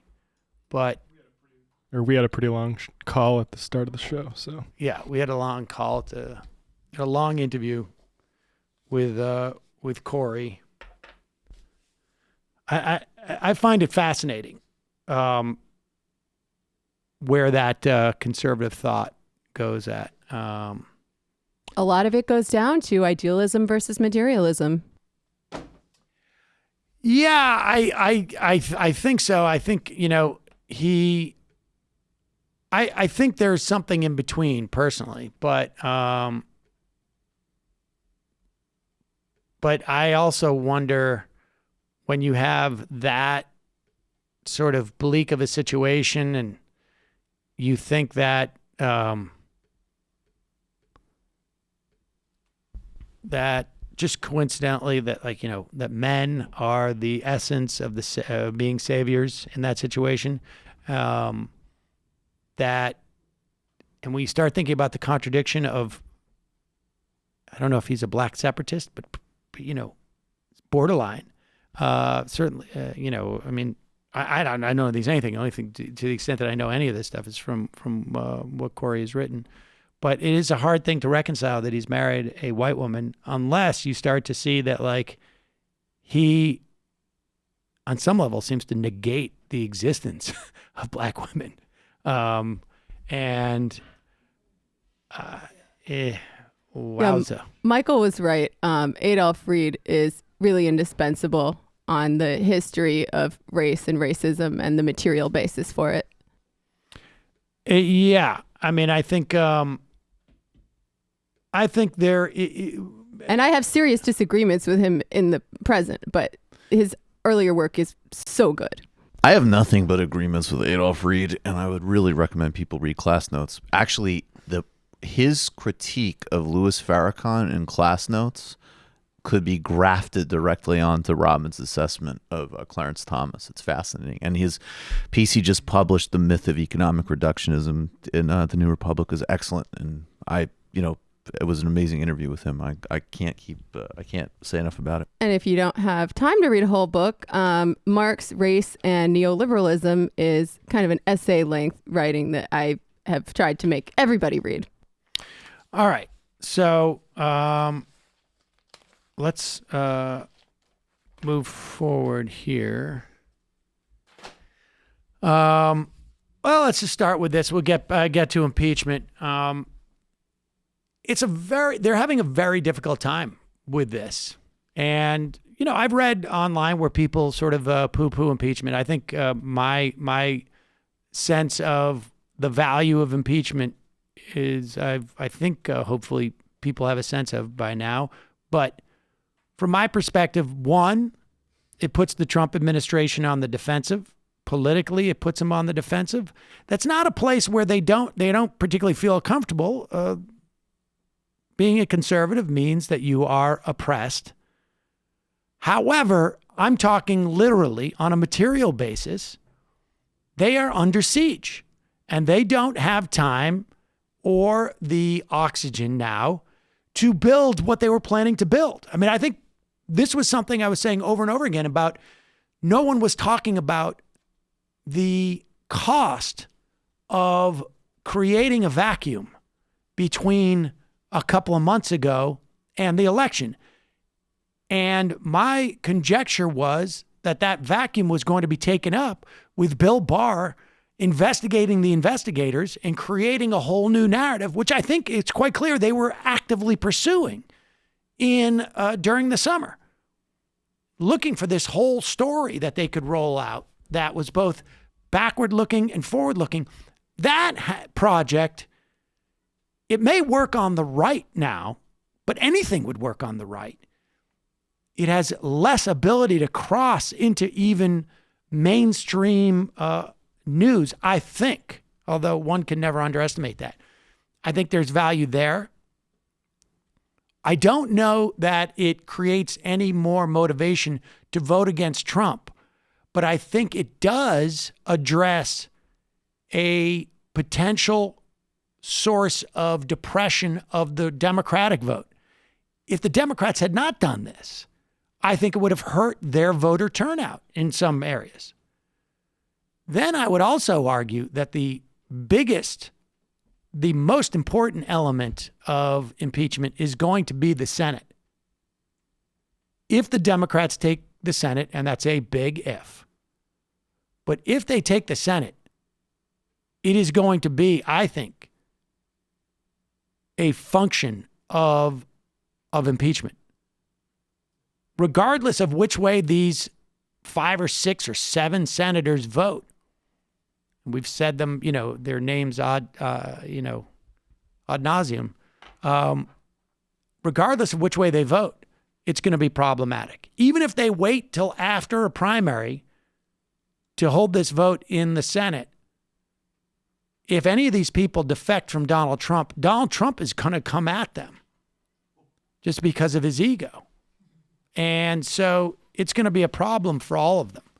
So this is going to have, I think, a lot of import in the context of whether Democrats take the Senate. And then we'll talk about how special that will be when we get to Nancy Pelosi's proclamations. But with all that said, Pelosi's part of the cinema wing of the Democratic Party. Yeah, we'll talk about that. But with all that said, the right is really freaking out about impeachment in some ways, and they are desperately trying to figure out how to deal with this. Kevin McCarthy is still talking about the lack of transparency in the deposition process. I don't know how Actually, okay, good. I'm glad, because I've literally not known what that means. What? Like, what transparency does he want here? Well, that's the point. It's silly. There is no transparency. Okay, good. No, I'm during relieved, the deposition process. Sometimes when I'm not like, I follow that story obviously, but occasionally I'll still be naive enough when they say something like that. I'm like, is there like a major trend line that I haven't heard here? Did Adam Schiff say that all of these hearings are going to be held in like a insulated like telephone booth, like some No, spy this is all movie or backward something? looking. They're going to be, believe me, the amount of publicity, talk about watch out what you wish for. Right. The amount of publicity these guys are going to give is going to be enormous. There's going to be so much transparency in this process. This is going to be, if the Democrats do it properly, this is going to have like the same transparency as like a blockbuster movie media blitz rollout. This is going to be like Ed Norton on podcasts, apparently. I saw like the I appreciate the current day reference there. Well, Sam. I just know that because I saw Ed Norton's Brendan everywhere. McDonald complaining about how many times Ed Norton one cares did all these about your podcasts on his rollout of his film. All right, but all that aside, All that aside. Going to be exactly like that. We have on one hand, Kevin McCarthy's going out there complaining about the lack of transparency with the depositions. But the real yeoman's work is going to be done by those right-wing talkers who they're going to prove that all of this is just a nothing burger. This is a nothing burger. And in fact, back in September 24th, Ben Shapiro made this proclamation. Here's the short story. No quid pro quo, no impeachment, he wrote on Twitter. Bad, ugly behavior is not impeachable. Neither is suspicious timing. If it were, Biden would have been in serious trouble in 2016. Let's get the impeachment standard up front. No moving the goalposts, ladies and gentlemen. No moving the goalposts. Good for the Senate for demanding all the documents. Now, let the information flow freely. Let it all out. Release the papers. No quid pro quo, no impeachment. That was September 24th. Remember these words, ladies and gentlemen. No moving the goalpost. But the headline, of course, is that the headline from Politico is that this particular official, Morrison, confirmed key testimony linking Trump to quid pro quo. Listen, we know what happened here. The White House should stop saying there was no quid pro quo. There was a quid pro quo. The question is whether it was a corrupt quid pro quo, as I've been saying for weeks. Quid pro quos in foreign policy happen all the time. You know what's a quid pro quo? Joe Biden saying explicitly he was going to link foreign aid to Ukraine to them cleaning up their act on corruption. That's a quid pro quo. Is it an inappropriate quid pro quo? Probably not. The question is whether this is a violation of law in terms of being bribery or attempt to influence the election from outside or anything like that. Now, as I say, Republicans are increasingly suspicious about all of this, mainly because Democrats continue to make Republicans suspicious about all of this. I'll explain in just 1 second. First, you're going to have to go over to dailywire.com and subscribe. All right. Nope. Okay, so let's go over again. Here's a short story. No quid pro quo, no impeachment. Now, he was careful not to say, but if there is a quid pro quo, impeachment. No moving the goalposts, though, he wrote. Look, how do we know this quid pro quo is bribery or its cousin extortion? Because when Joe Biden very publicly, at the behest of our allies, and you can argue bad public policy or bad foreign policy, whatnot. I think, there's an argument to be made that whatever we should, whatever the argument, people can make arguments about that. But it was completely public. There was a large outcry about the corruptness of the prosecutor who was not going after corruption. Joe Biden went over there and said, you've got to investigate Burisma, the company that my son coincidentally works for, because the British need your cooperation for their investigation. And if you don't do this, we're not going to support you. Dad, there's $1 billion of the lie. You want to get into NATO?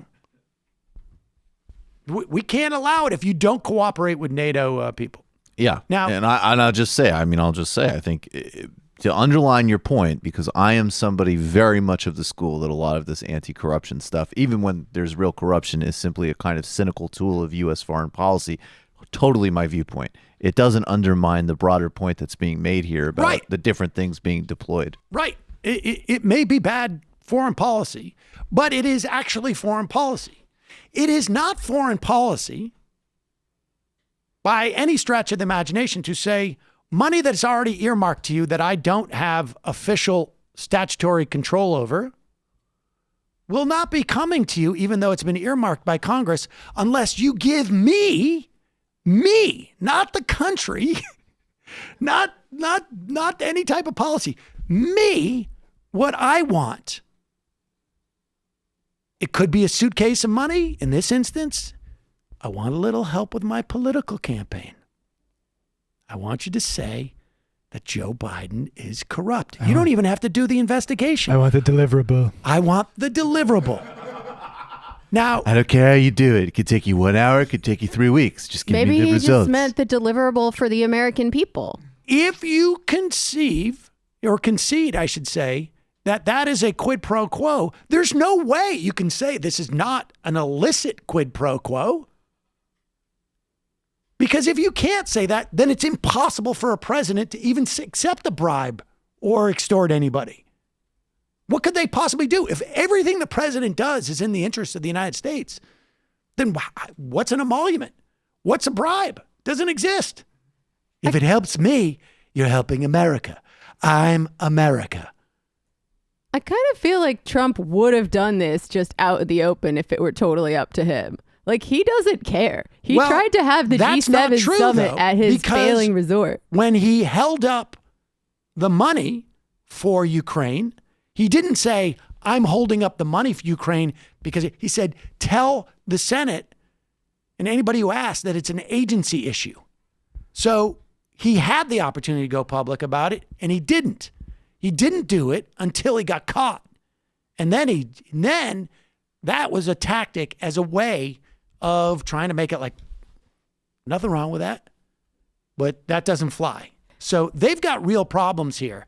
And it's going to become, I think, exceedingly clear as we start to see the rollout of the public argument for impeachment. Ben Shapiro does win the world's laziest sophist award, though, once again. Office? Is that what sophist. Oh, sophist.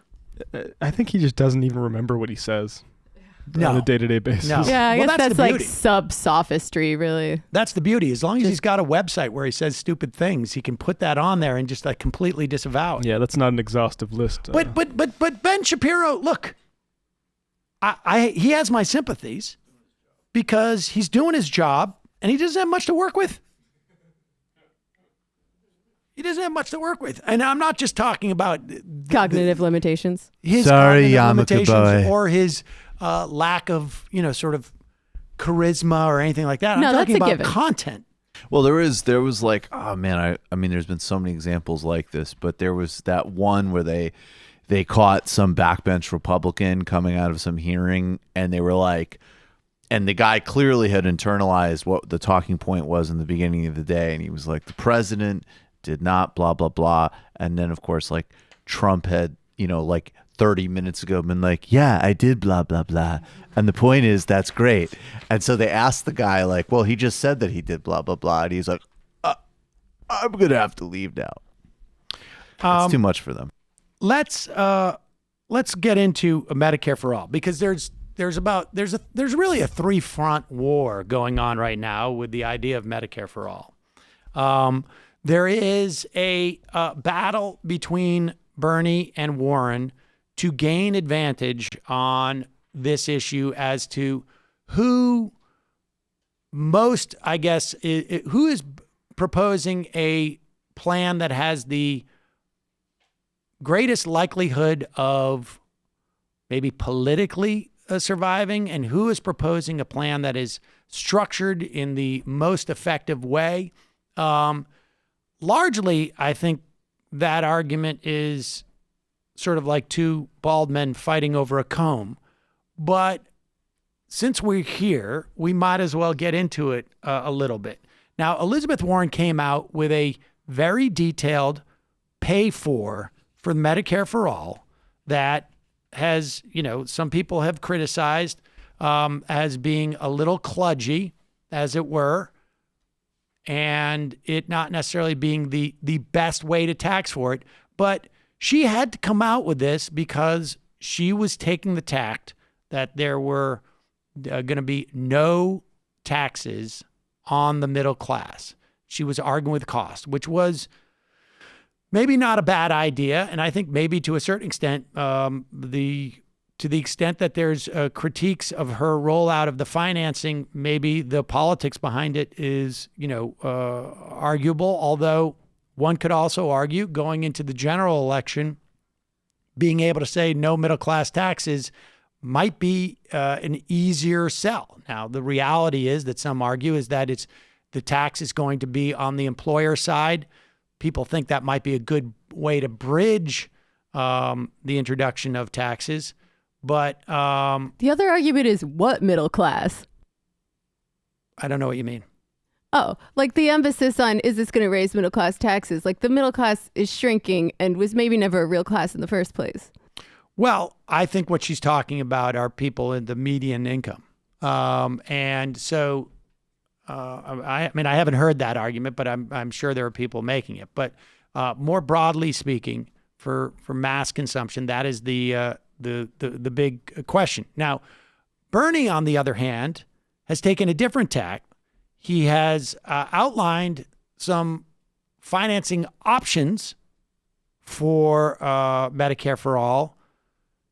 They don't necessarily cover all of it, but his argument is like, I don't need to tell you. And this is what which I think from a political standpoint also has its merits and perhaps downfalls. Who knows?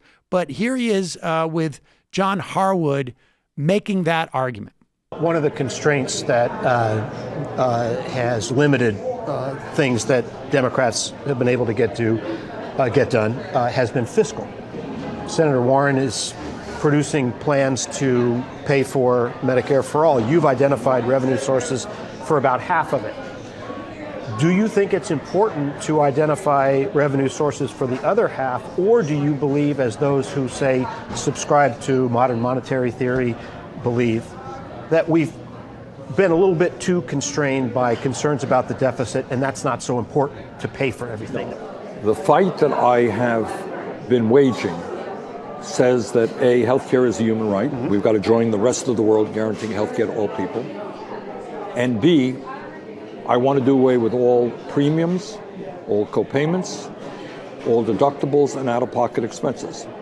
And I believe that through a progressive tax approach, the overwhelming majority of people, you got working class people now paying 15 or 20% of their incomes for healthcare. I'm going to lower the cost of healthcare. And what I understand is Republicans are good at, and some of my Democratic opponents say, oh, Bernie is going to raise your taxes. But if I am doing away with your premiums and your prescription drug costs, nobody in America under Medicare for all pays more than $200 a year. And we've laid out. Is it okay with you if deficits go up while that happens? We're trying to pay for the damn thing. Mm-hmm. But I think at a time of massive income and wealth inequality, it is my view. Pause it for 1 second. Now, you should just know that we're trying to pay for when I read the transcript of that, I thought it was a little abrupt. There's a cut there. I think that is, I have a feeling that he was going into a longer explanation that ended with what we're trying to say is we're trying to pay for but irregardless. But go ahead.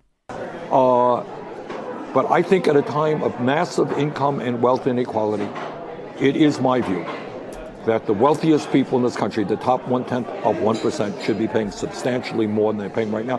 You have an insane situation. And let my Wall Street friends there tell me why it makes sense. You have Wall Street friends? No, I don't. That was just a metaphor. I was trying to sound nice, I know. But, please, you defend for me. Amazon, owned by the wealthiest guy in the country, making $11 billion in profits last year, not paying a nickel in federal income taxes. I want to hear the defense. John, I don't hear it. There is no defense. And it's not just Amazon, it's dozens of these corporations. So you do plan to propose the other $16 billion in...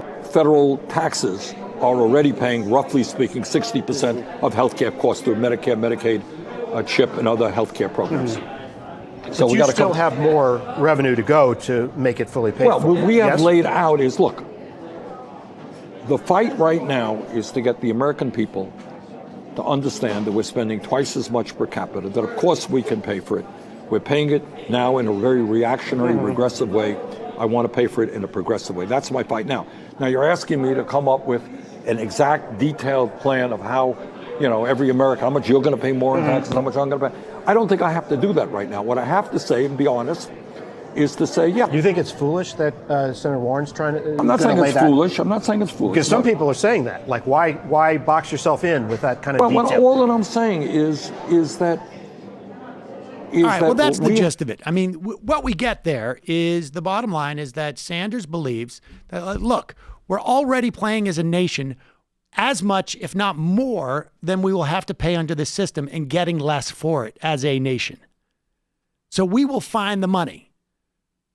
And I think if he was being totally candid, he would say, yeah, it probably is not a great situation that she got herself into a corner and had to deliver that specific of a thing, because you can see the fights that come along, because any proposal that gets out there, frankly, to pay for Medicare for all is going to have bones of contention that people are going to fight over. That's just going to happen.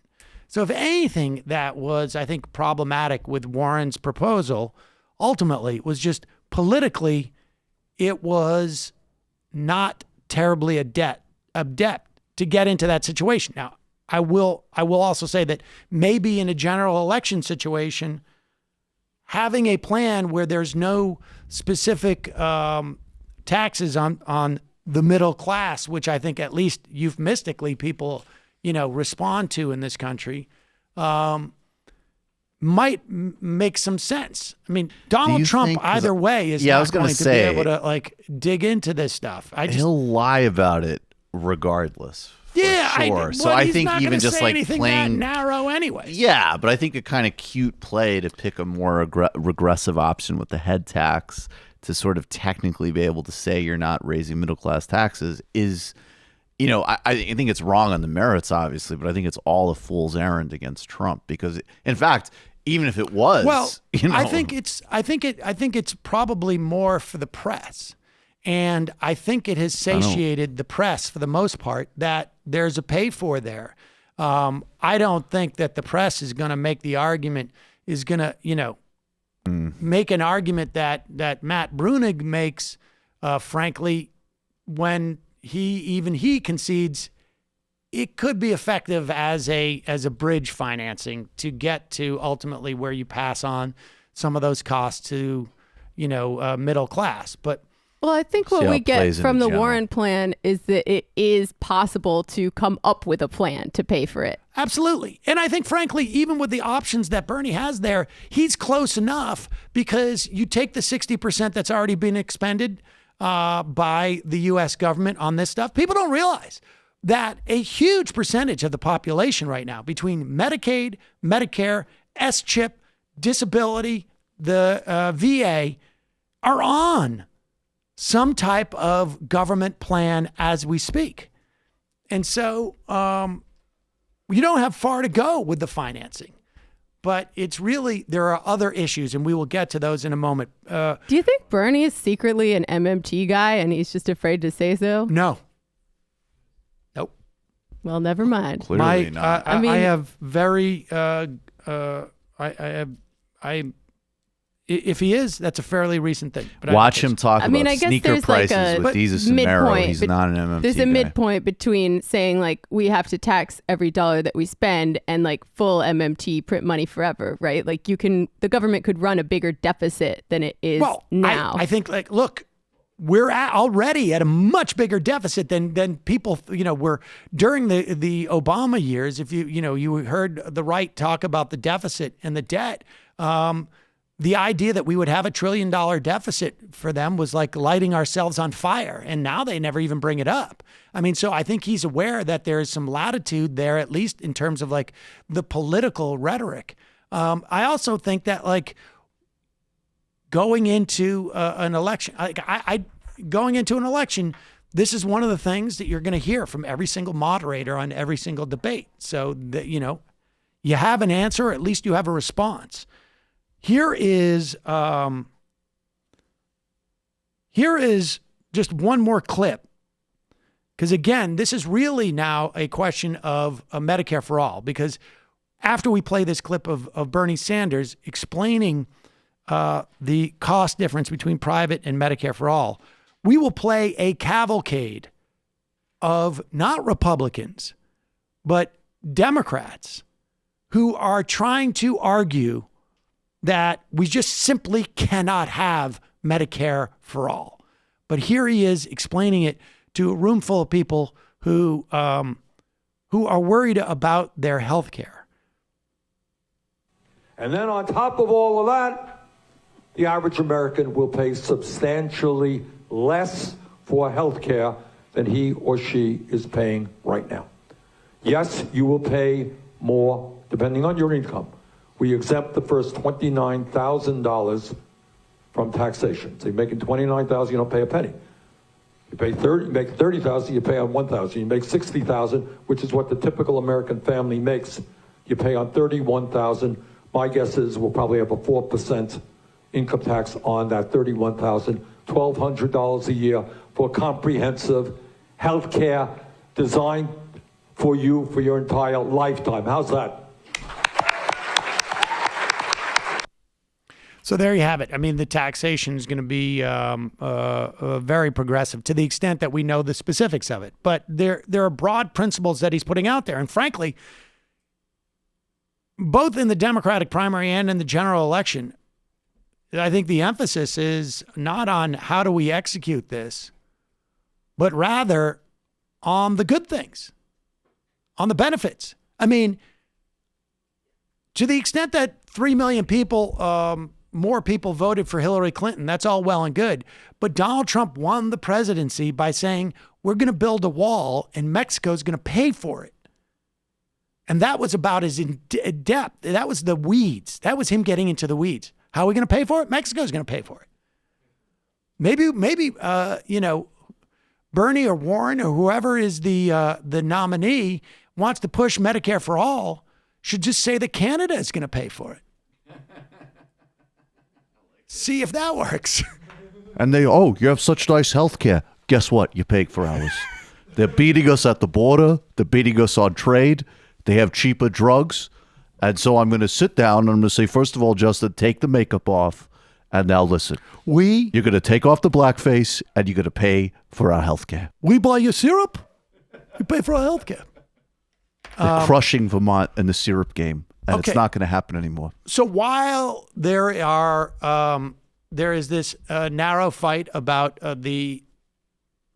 how one pays for Medicare for all, there is a more important fight, it seems to me, brewing in the Democratic Party that whether this should be even an aspiration of the next Democratic nominee.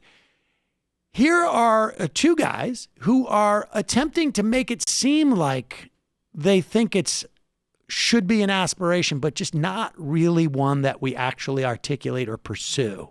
It should be just something that is like sort of ornamental. A long-term goal, as they say. I don't even think that they're saying that so much. Like long-term in the sense that like, I don't know, we should also, being just floating orbs should be a long-term goal instead of us being trapped by our material bodies. You like that one. But here is Andrew Yang. They're saying something to that effect. So how do you support Medicare for all and not outlaw private insurance? Well, there's a way to provide Medicare for all that does not prohibit private insurance. And the goal has to be to demonstrate to the American people that this Medicare plan is superior to your Pause current it for insurance. 1 second. Now, there is a specific bill that is in the House and a specific bill that is in the Senate that defines what Medicare for all is. We're going to find out what Andrew Yang's definition of Medicare for all is. And I am of the mind that there is a way to have a Medicare for all bill like those two in which you don't have to explicitly outlaw private insurance. You simply say that doctors to be eligible for licensing or whatever mechanism you use must take a certain percentage of Medicare patients, and that everyone in the country has to pay the tax.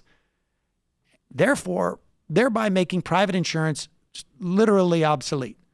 Maybe a few instances where people want it, just in the same way that you might want to buy like a lucky rabbit's foot or something like that, but it will be basically obsolete. And therefore, you don't have to outlaw it. Is that what he's going to say? Wait, can I take a wild guess before we play it? what he's going to say? Yeah. Is he going to redefine Medicare for all to mean giving everyone $1,000 a month? Because I kind of feel like that's where he goes. I don't think so. Superior to your current insurance without pulling the rug out from under you and saying that the insurance no longer exists.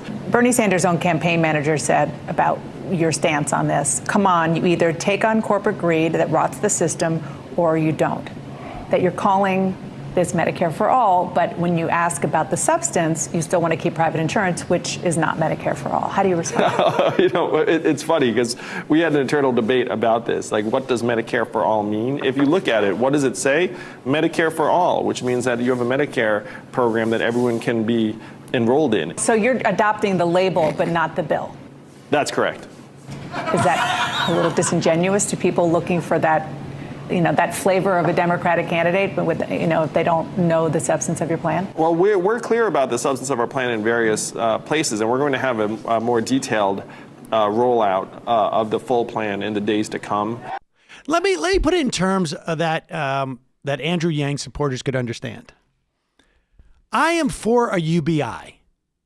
I just think that my version of a UBI is one where only people who are eligible under a means test get $1,000 a month. Let me actually do my own Andrew Yang. I support the spirit of a UBI, but not his actual proposal. That's the minimum wage version. I actually do feel that way about Andrew Yang's UBI, to be honest. I support the spirit. I support the spirit of it, but not the actual thing. Totally. I mean, that's what it would be like. And if I said that, I mean, just even my using it as an example is going to it's going to freak drive people out. They're going to lose their in minds. the Yang gang. Well, wait a second. That's not universal. But wait a second. If it was truly universal, if you're going to get picky about it, wouldn't that mean everybody, not just in this country? And really, not just not in this country, not just not on this planet, but are we planning on giving $1,000 a month to everybody in the universe? No. This will include actual So I define universal, just like, because we were sitting around, it's funny that this came up, because we were sitting around doing an internal debate. What does universal mean? And it could mean a lot of different things. Andrew Yang's UBI is a similar bastardization of a UBI that his Medicare is of Medicare for all, because his UBI isn't universal either. It doesn't go to people with, for instance, food stamps or Social Security disability. So he's doing the exact same thing. Yeah. His UBI is the You might need to make too. a choice if you're on food stamps or on disability. Look, the bottom line is what he's proposing is a public option. Right. And we know why a public option is problematic. It's problematic because insurance is all about the risk pool, and you will get private insurers offloading the most expensive patients into the public system. It'll put an undue burden on it. And look, if any of these guys really had the guts, they would say everybody gets taxed to support the system. And if you don't want to be in the system, you don't have to.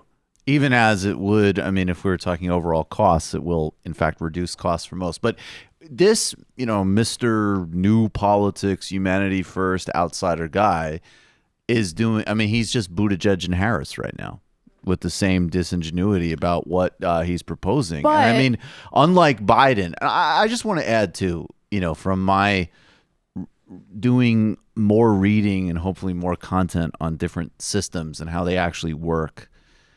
I would add, I'm of a you don't allow duplicate care in the private sector guy. That's what I think. But I would add that if you do want to allow duplicate care in the private sector, follow the French model and mandate that insurance companies are nonprofits or stakeholder co-owned. That is very interesting. And the two best systems in the world consistently are NHS and the French system. Well, there's one key difference between him and Buttigieg and Harris, and that's that the CNN reporter is asking him real questions. Like, can you imagine if every candidate got that kind of like fair, real grilling? Well, it was weird. It was refreshing to see. Yes, I'm sitting right in front of you, and I hear what you're saying. Well, that's also because Yang is so weird because he's disingenuous enough to be disingenuous, but like earnest enough to be like, we're gonna be disingenuous about it. Well, I think the other part of that, they know that Yang is not going to win, and he's not going to be a senator, and they're not going to need access to him after this. Just to underline the point we made about what this does to the risk pools and how it makes like the public risk pool horrible. What it also does is makes the private risk pools just cream for profit for these people. Yeah. It's just a complete giveaway to private insurance companies, and that needs to be hammered on more. All right, so it's not just Andrew Yang that is playing games with Medicare for All. Pete Buttigieg, on top of him walking away from his Supreme Court reform proposal, on top of him walking away from his filibuster proposal, on top of him walking away from his perception that Medicare for All is a compromise position between a government-run health care system and a private system with private insurance, he said, well, I mean, to be honest, this, I guess, was almost 9 months ago, that Medicare for All, a publicly financed insurance system for all people, was a middle ground position. Here he is, even tacking further from there. He's now even disavowing a position I feel like he had a month ago. But you used to be for broader Medicare for All. You didn't qualify it in any way. Is your main argument against Medicare for All now that it can't get passed or that it won't work? Look, I think it could very well be the long-run destination, but I think there's got to be some humility in our policy here. Let's put this out there and see if it's really the best plan for everybody. I think it will be the best plan, but I'm not willing to assume that it is the right plan for you out of Washington and order you to take it whether you want to or not. If it's the right plan, then everybody will move to it until it is the single payer. And if it's not the right plan for everybody, then we're going to be really glad we didn't kick some Americans off their private plans. I'm thinking, for example, about a lot of union members who fought and negotiated for good plans they have today. They don't want to have to abandon those plans because Washington tells them they must do that in 4 years or less. It doesn't make sense. And the most important thing is we can get to universal health care coverage without putting America through all of that, without kicking people off their private plans, without disagreements to the tune of $10 or $15 trillion over how much this is going to cost, which is equivalent to the entire GDP of the country. We have a plan that is affordable, that is paid for, and that allows you to choose instead of Washington choosing for you. And it's the boldest thing we will have done to American healthcare in a half century. Okay. For who? Who's it affordable for? Now, the bottom line is one would never, ever say this with an infrastructure policy. Like, we're going to put it out there, and if you like new roads and you follow the new road, it's just absurd. He won't answer the question, is it not politically viable or is it you don't think it'll work? Because he can't. Because if he does, then he'd actually be taking a position. What he's attempting now to do is just literally, and you could substitute humility with what we need is a plan that is obtuse so that no one can actually tell us what it is and say that it's bad. And this use of Washington is just absurd. This is a guy, and I just heard this, we just talking about this in the office today. He won his election. How many votes did he win to win his life? 8,500 Jesus Christ. votes. He became mayor, this politician, with 8,500 votes. Now, listen, here it is. He beat the Republican who had 2,000 votes. I will tell you this right now, that I ran a school-wide election in my high school, and I got almost 1/4 of the votes that he got. Wow. He is truly the inheritor of the Macron mantle in terms of being this like neoliberal mad king. Well, my point is just like this is a shell game. I don't even know that he is I don't know that he's anything. You know, it's like, this is a guy who is running on this notion of like, I know what it's like to win in the heartland. and he got 8,000 votes. And also let's be really clear about this too, is that I always make the comparison to Amherst, Mass, because that's like the town I know. And my understanding, I mean, I guess South Bend is maybe like 20,000 more people, but extremely similar, like small college town. And there's problems in Amherst, and of course, but the difference being is that he wins this election in this tiny town and then has like major city problems in terms of racism and policing, none of which he's addressed in any substantive, serious, let alone respectful way. He was a major proponent of gentrification.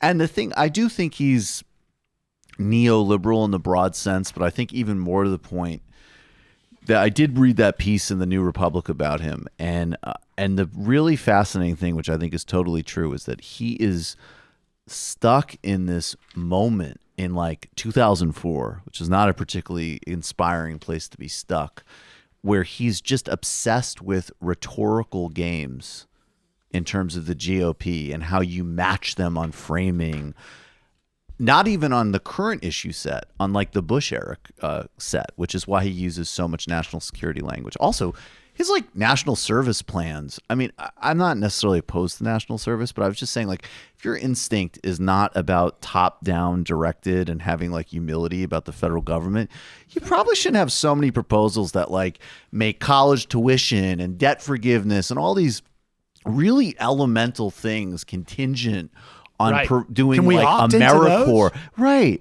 I'd like to opt into those. I don't want Washington to tell me I need to pick up trash to get college loans. I mean, seriously, let's have humility about how everybody gets healthcare in the most efficient way, Or, but not I get an about idea. national, like mandatory service or strongly encouraged service ideas. If humility is so important, maybe we should just like ratchet it down a bit since we only got 8,500 votes. Humility is my a very, very Chris Coons type of word for that. No, he's like if Patrick Bateman decided he was going to be the new Obama. It's hashtag centrist authoritarians, folks. All right. So, Right. but this is, but Buttigieg, although I think he may be problematic as we get further in this election, frankly, and Yang, God bless him. I think what is actually more problematic right now is this person who's not even in the 2020 race, or she wasn't until she decided to make these comments. I mean, look, let's play this. Before we get to this little backdrop. This was when? A year ago, right? About a year ago. This is a guy named Wendell Primus. Real name. Wendell Primus is the chief of staff, I think it is, of Nancy Pelosi. Here he is at a healthcare forecast conference talking about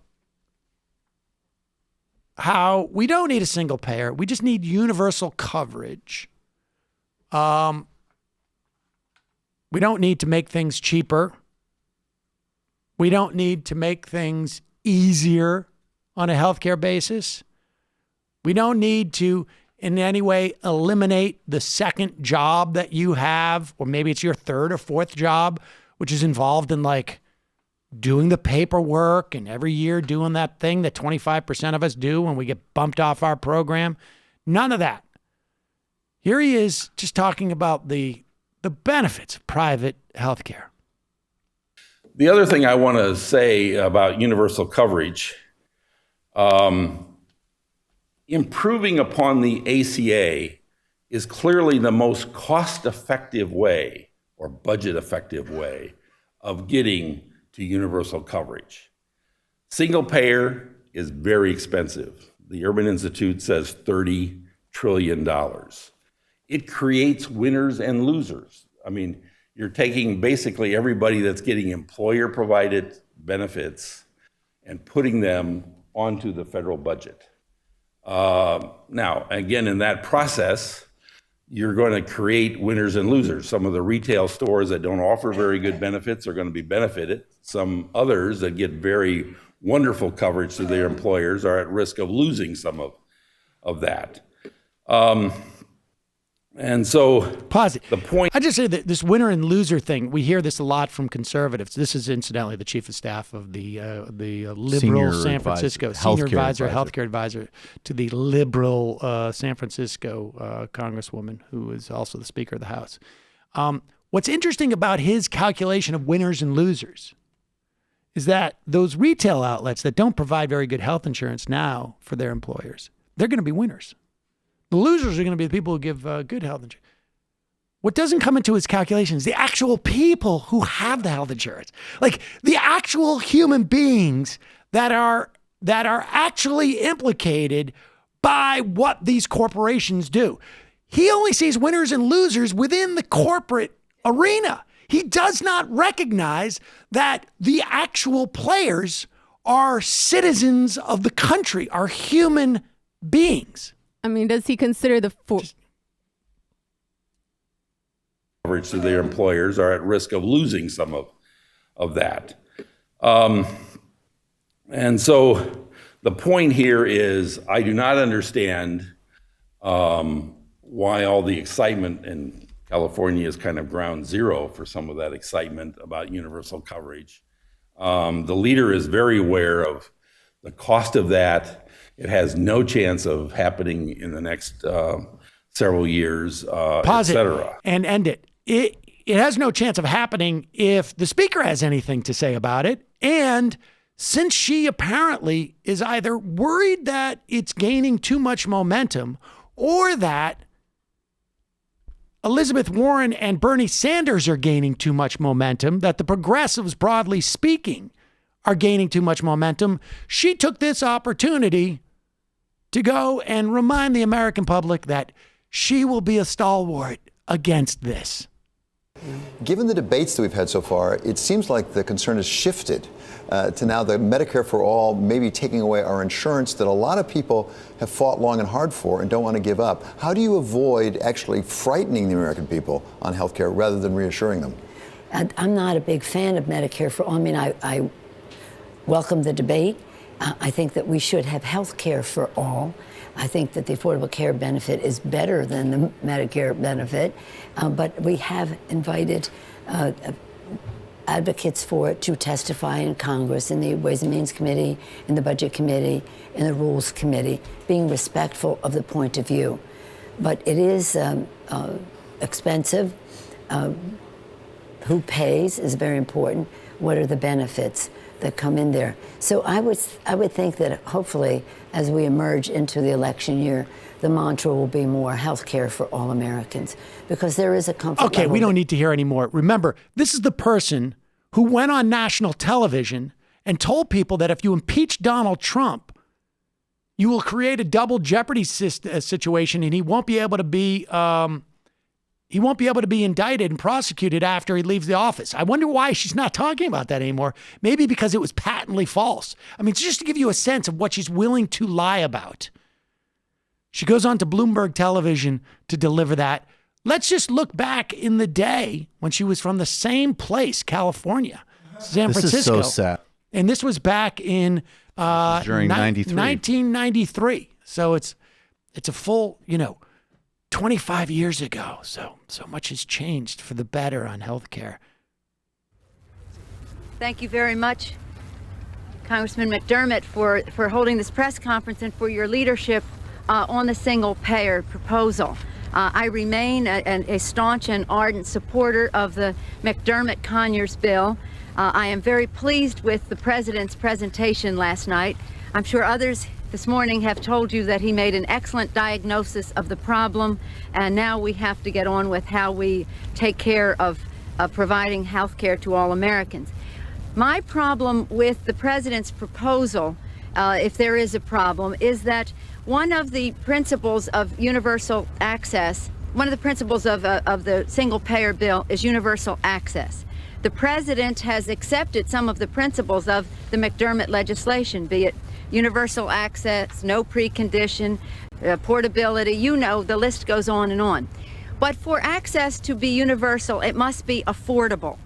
And my concern is that at 150% of poverty, a family would have to start paying for its 20% share of the insurance may not make it affordable to many of the families whose needs it hopes to address.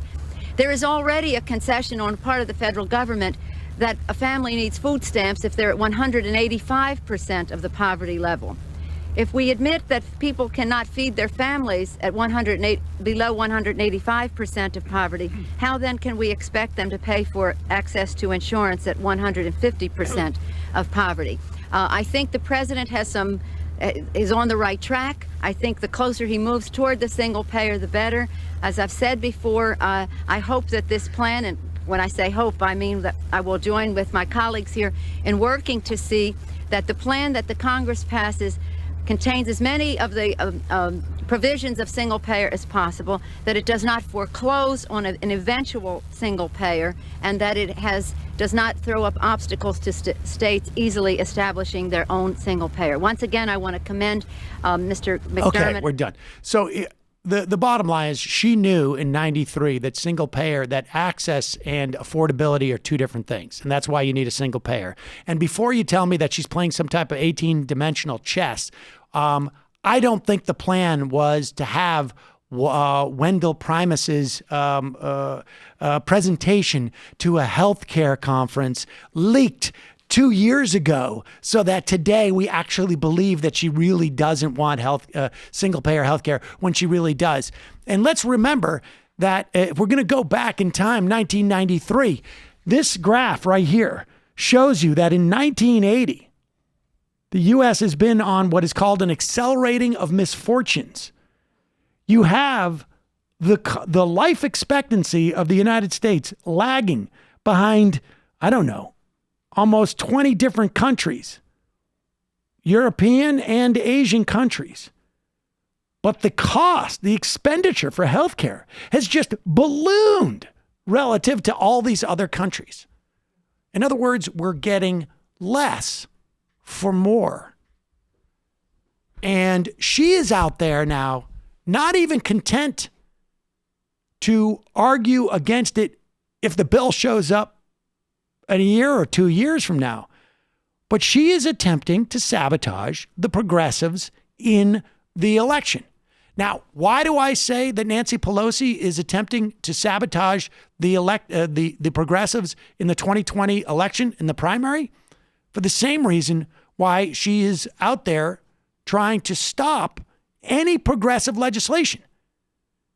Play this next clip of her on Bloomberg television. When you hear the words pay-go, what you're hearing is, we're going to stop any major initiatives. Let's talk about what the alternative is, a Democratic alternative that will have growth for everyone, where the workers will participate as well. We hear a lot of proposals that seem to have some Democrats running against big business, against big tech. They want to break it up, against big wealth. Is that a winning strategy for the Democrats in 2020? Well, they're different categories. When I send my members to a discussion, as we have in the past, about the budget, how we reduce the budget, the deficit, the national debt, I always say to them the following: just put in the middle of the table growth. Growth. And what proposals do people have to grow the economy, to create good paying jobs, and not adding to the national debt? Because it's poisonous into all the debt service that we have to pay for tax cuts for the rich. So that is, I said, be agnostic. Wherever the solution comes from, the right, the left, wherever it comes, be agnostic. It doesn't matter the provenance. What matters is the result for the American people. Okay, now she embedded it in there. She just snuck it in. But she's basically saying this has to be deficit neutral. Everything must be paid for because it's poisonous. Now, what does she mean by poisonous? Like, we know for a fact that those tax cuts, although they did was increase wealth inequality and allow millionaires and billionaires to pay less in taxes, how is it poisonous to the economy? I mean, the wealth inequality is a problem, but the fact that it was deficit funded was not the poison. She's making this up. She's making this up whole cloth, or just regurgitating it from her Pete Peterson junkets that she went on. The deficit is not poisonous. And she doesn't need to put that in there. She doesn't need to say that. It's not like when was the last time you heard anybody talk about the deficit or debt? Because the Republicans have given away. So if you want to argue that the reason why she's against Medicare for all is she doesn't want us to lose the 2020 election. Why does she need to talk about debt? Who is she signaling to? She is basically saying, we will stop any progressive legislation because we know we can do it by saying that it has to be revenue neutral. This is a real problem. And so Shahid Buttar, just to get her out of office, because apparently she's not going to let go. No, seriously. That'd be pretty cool, huh? Shahid's great. I wanted to get to the clips that we had from Ilhan Omar at the rally yesterday. We're going to have to do those tomorrow because there was a protest in New York. For those people who live in New York, there's been an interesting thing that's been happening. They've added, I don't know, like 150 cops to the subway stations. And they're installing high-tech cameras. Is that right? Above every individual turnstile. There's like a line of 4 above 4 different turnstiles. So there's Not cameras sure, on Is that right? It looks just ridiculous. Not sure how many... Where did they roll those out? I'll see if I can find a picture of it here. That's creepy. How many 275s do you have to add up to pay for one of those cameras? Now, here's the thing.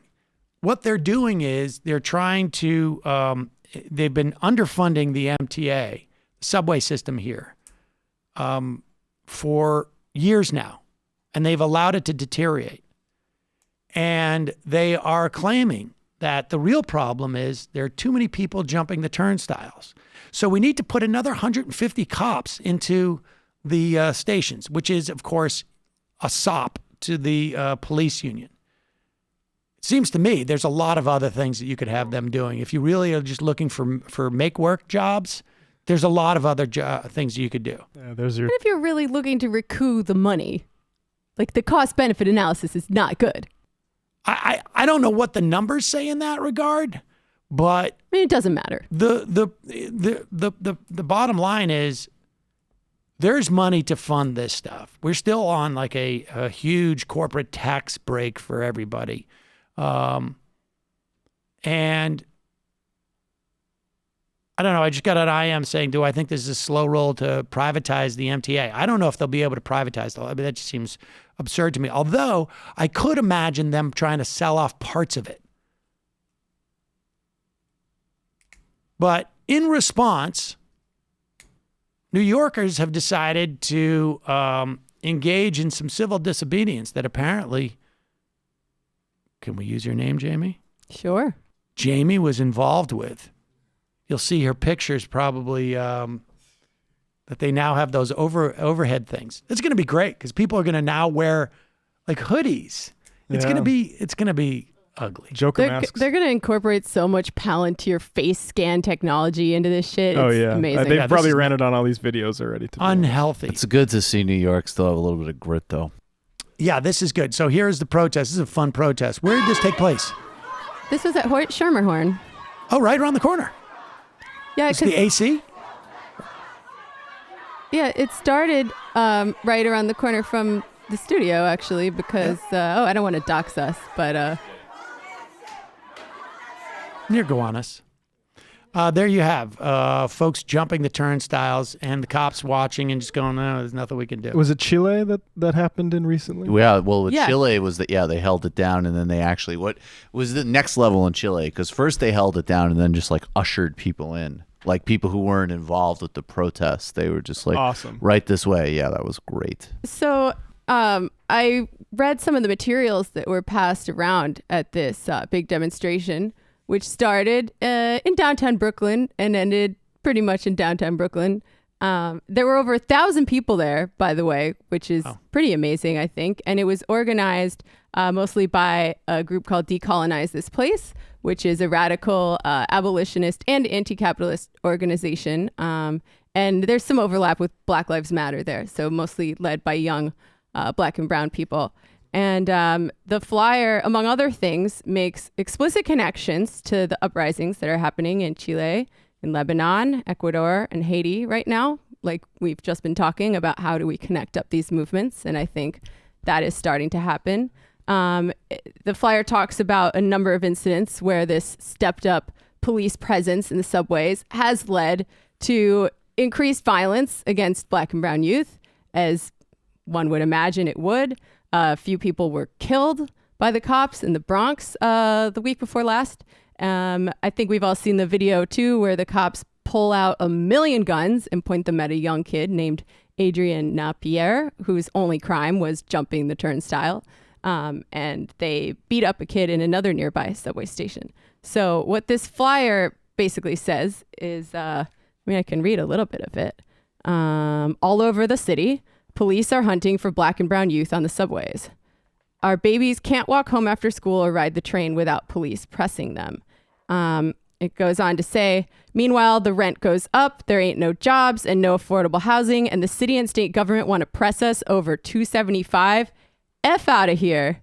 And then towards the end, it makes a connection explicitly to the new jail plan, to de Blasio's plan to build a bunch of new jails. They're pressing us for $275 and crying broke when they dead ass about to drop $11 billion on building 8 to 12 new jails, talking some bullshit about closing Rikers. Lies.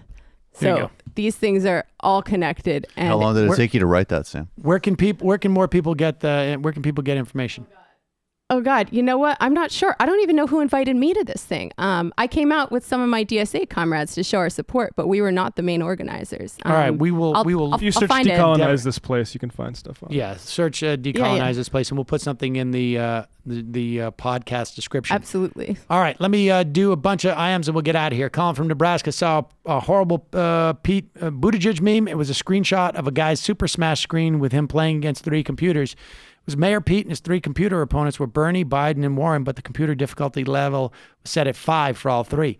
For all of us who know Super Smash, we all know the highest computer level is 9. This is how Buttigieg people view themselves, thinking the opponents are not that tough, just in it to win the race and not change the country.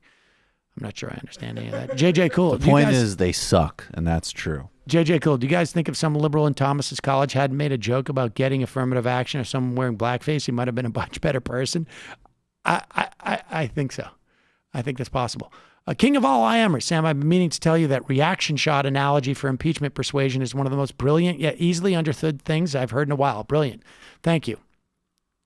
Jaila, hey, I've been watching Mark Maron's Netflix multi-season series, even though he is actually a successful actor-comedian. I just want to say that you are cooler somehow. Happy show anniversary. Thank you. Champagne Communist. Boomer says what? Sam's Tinder profile. Benjamin's kid says that to me all the time now. Whenever he sees me on my phone. Yeah, he says, he's like, you're such a boomer. Hey girl, swipe right. Everything's on the table except Beto. Pajama Boy, I think I have a problem. Nice. I keep watching the video where you interview a drunk guy in Vegas. Please find a way to get him on the show. We need a full interview. Nick from Minnesota. The Majority Report birthday is the same as my birthday. Best present ever. Oh, Nick, here you go. Happy birthday.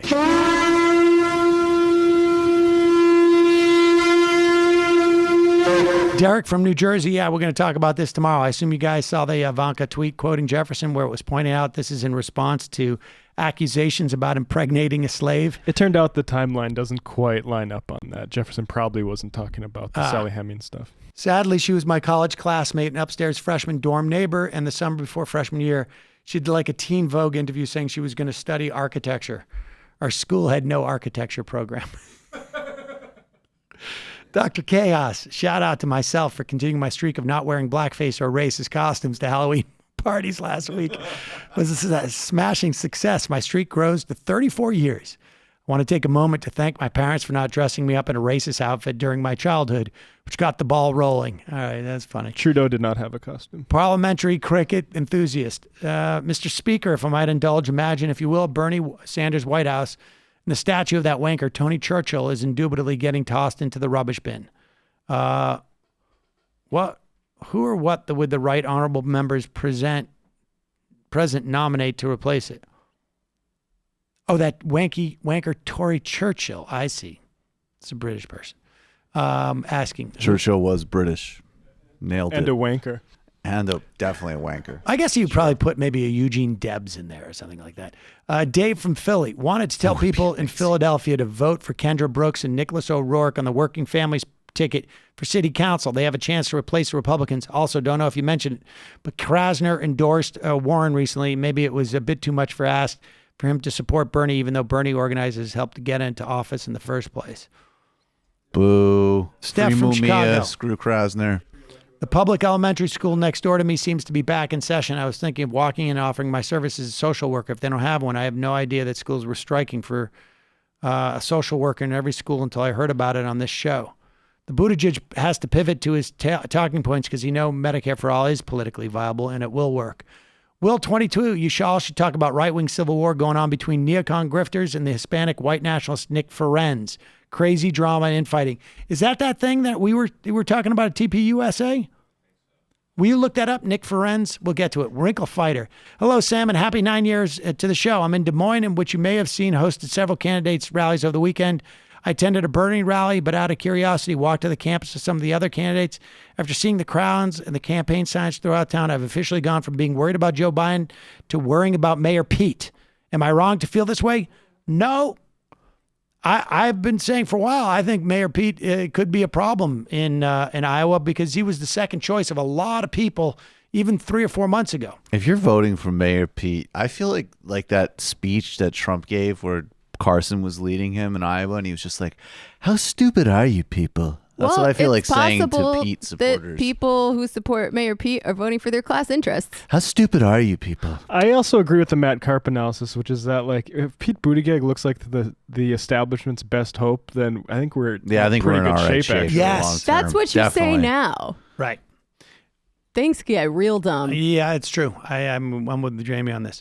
Please. Also, I had a strong reaction to Thomas's misogyny and having him having a white wife. I'm half black and white, and when I share that with black people, I'm very light-skinned. Often I'm asked which parent.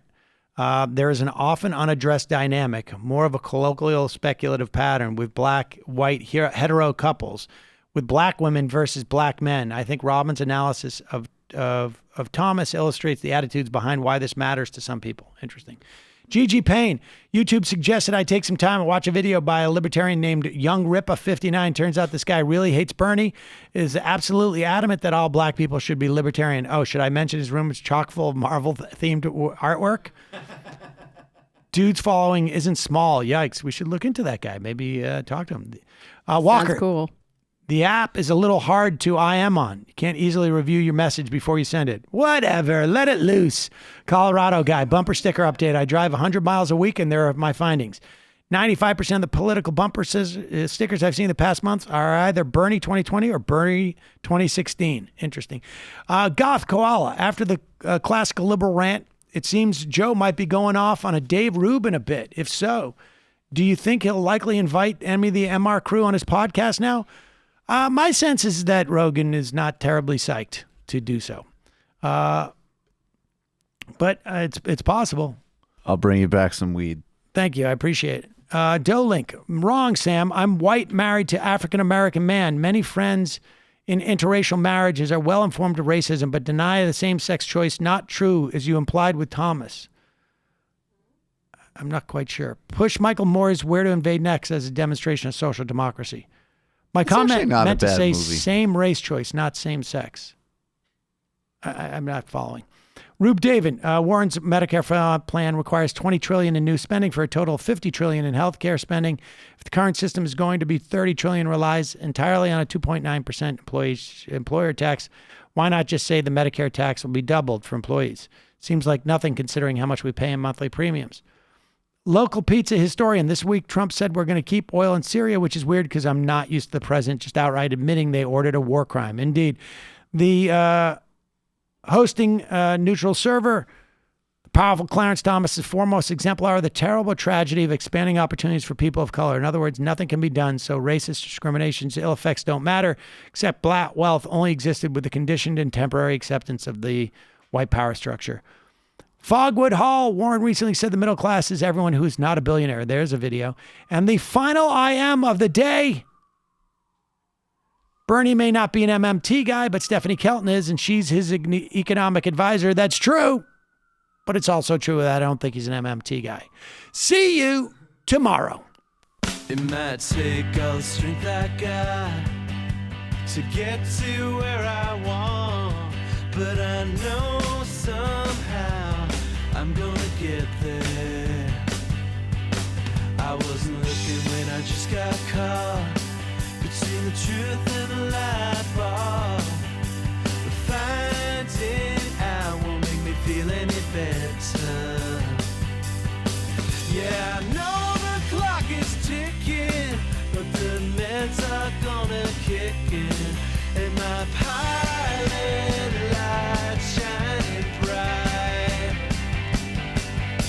I get somewhere the choice was made, for the option where you don't get paid, for the road that bends before it finally breaks you. I guess somehow I lost my drive between the 101 and the 5. Do you know how far the detour takes you? Yeah, I know the clock is ticking, but the meds are gonna kick in, and my pilot light shining bright.